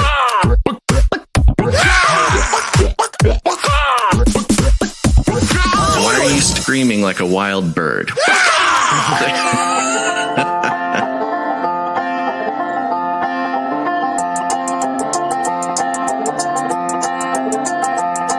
When the news of the day gets to feeling like a maze, it's okay, don't be afraid if you don't know what to say. Canary, cry awaits. When your brain's in a haze and a headline days, come on to head my way, I can help you out the cage. Canary, cry awaits. Canary, cry awaits. Oh, canary, cry awaits. Oh, the world's changing every day, each and every way you turn, there's another thing to learn. Reading in between the lines, thanking Jesus for our lives, and nice to see His glory shining like the sun. Run the race until it's done. Come on, everyone. Canary, cry awaits. Oh, canary, cry awaits. brains in a haze and a headline days. Come on, I had my way, I can help you out the cage. Canary, cry away. You better wrap it up. CanaryCryRadio.com/support.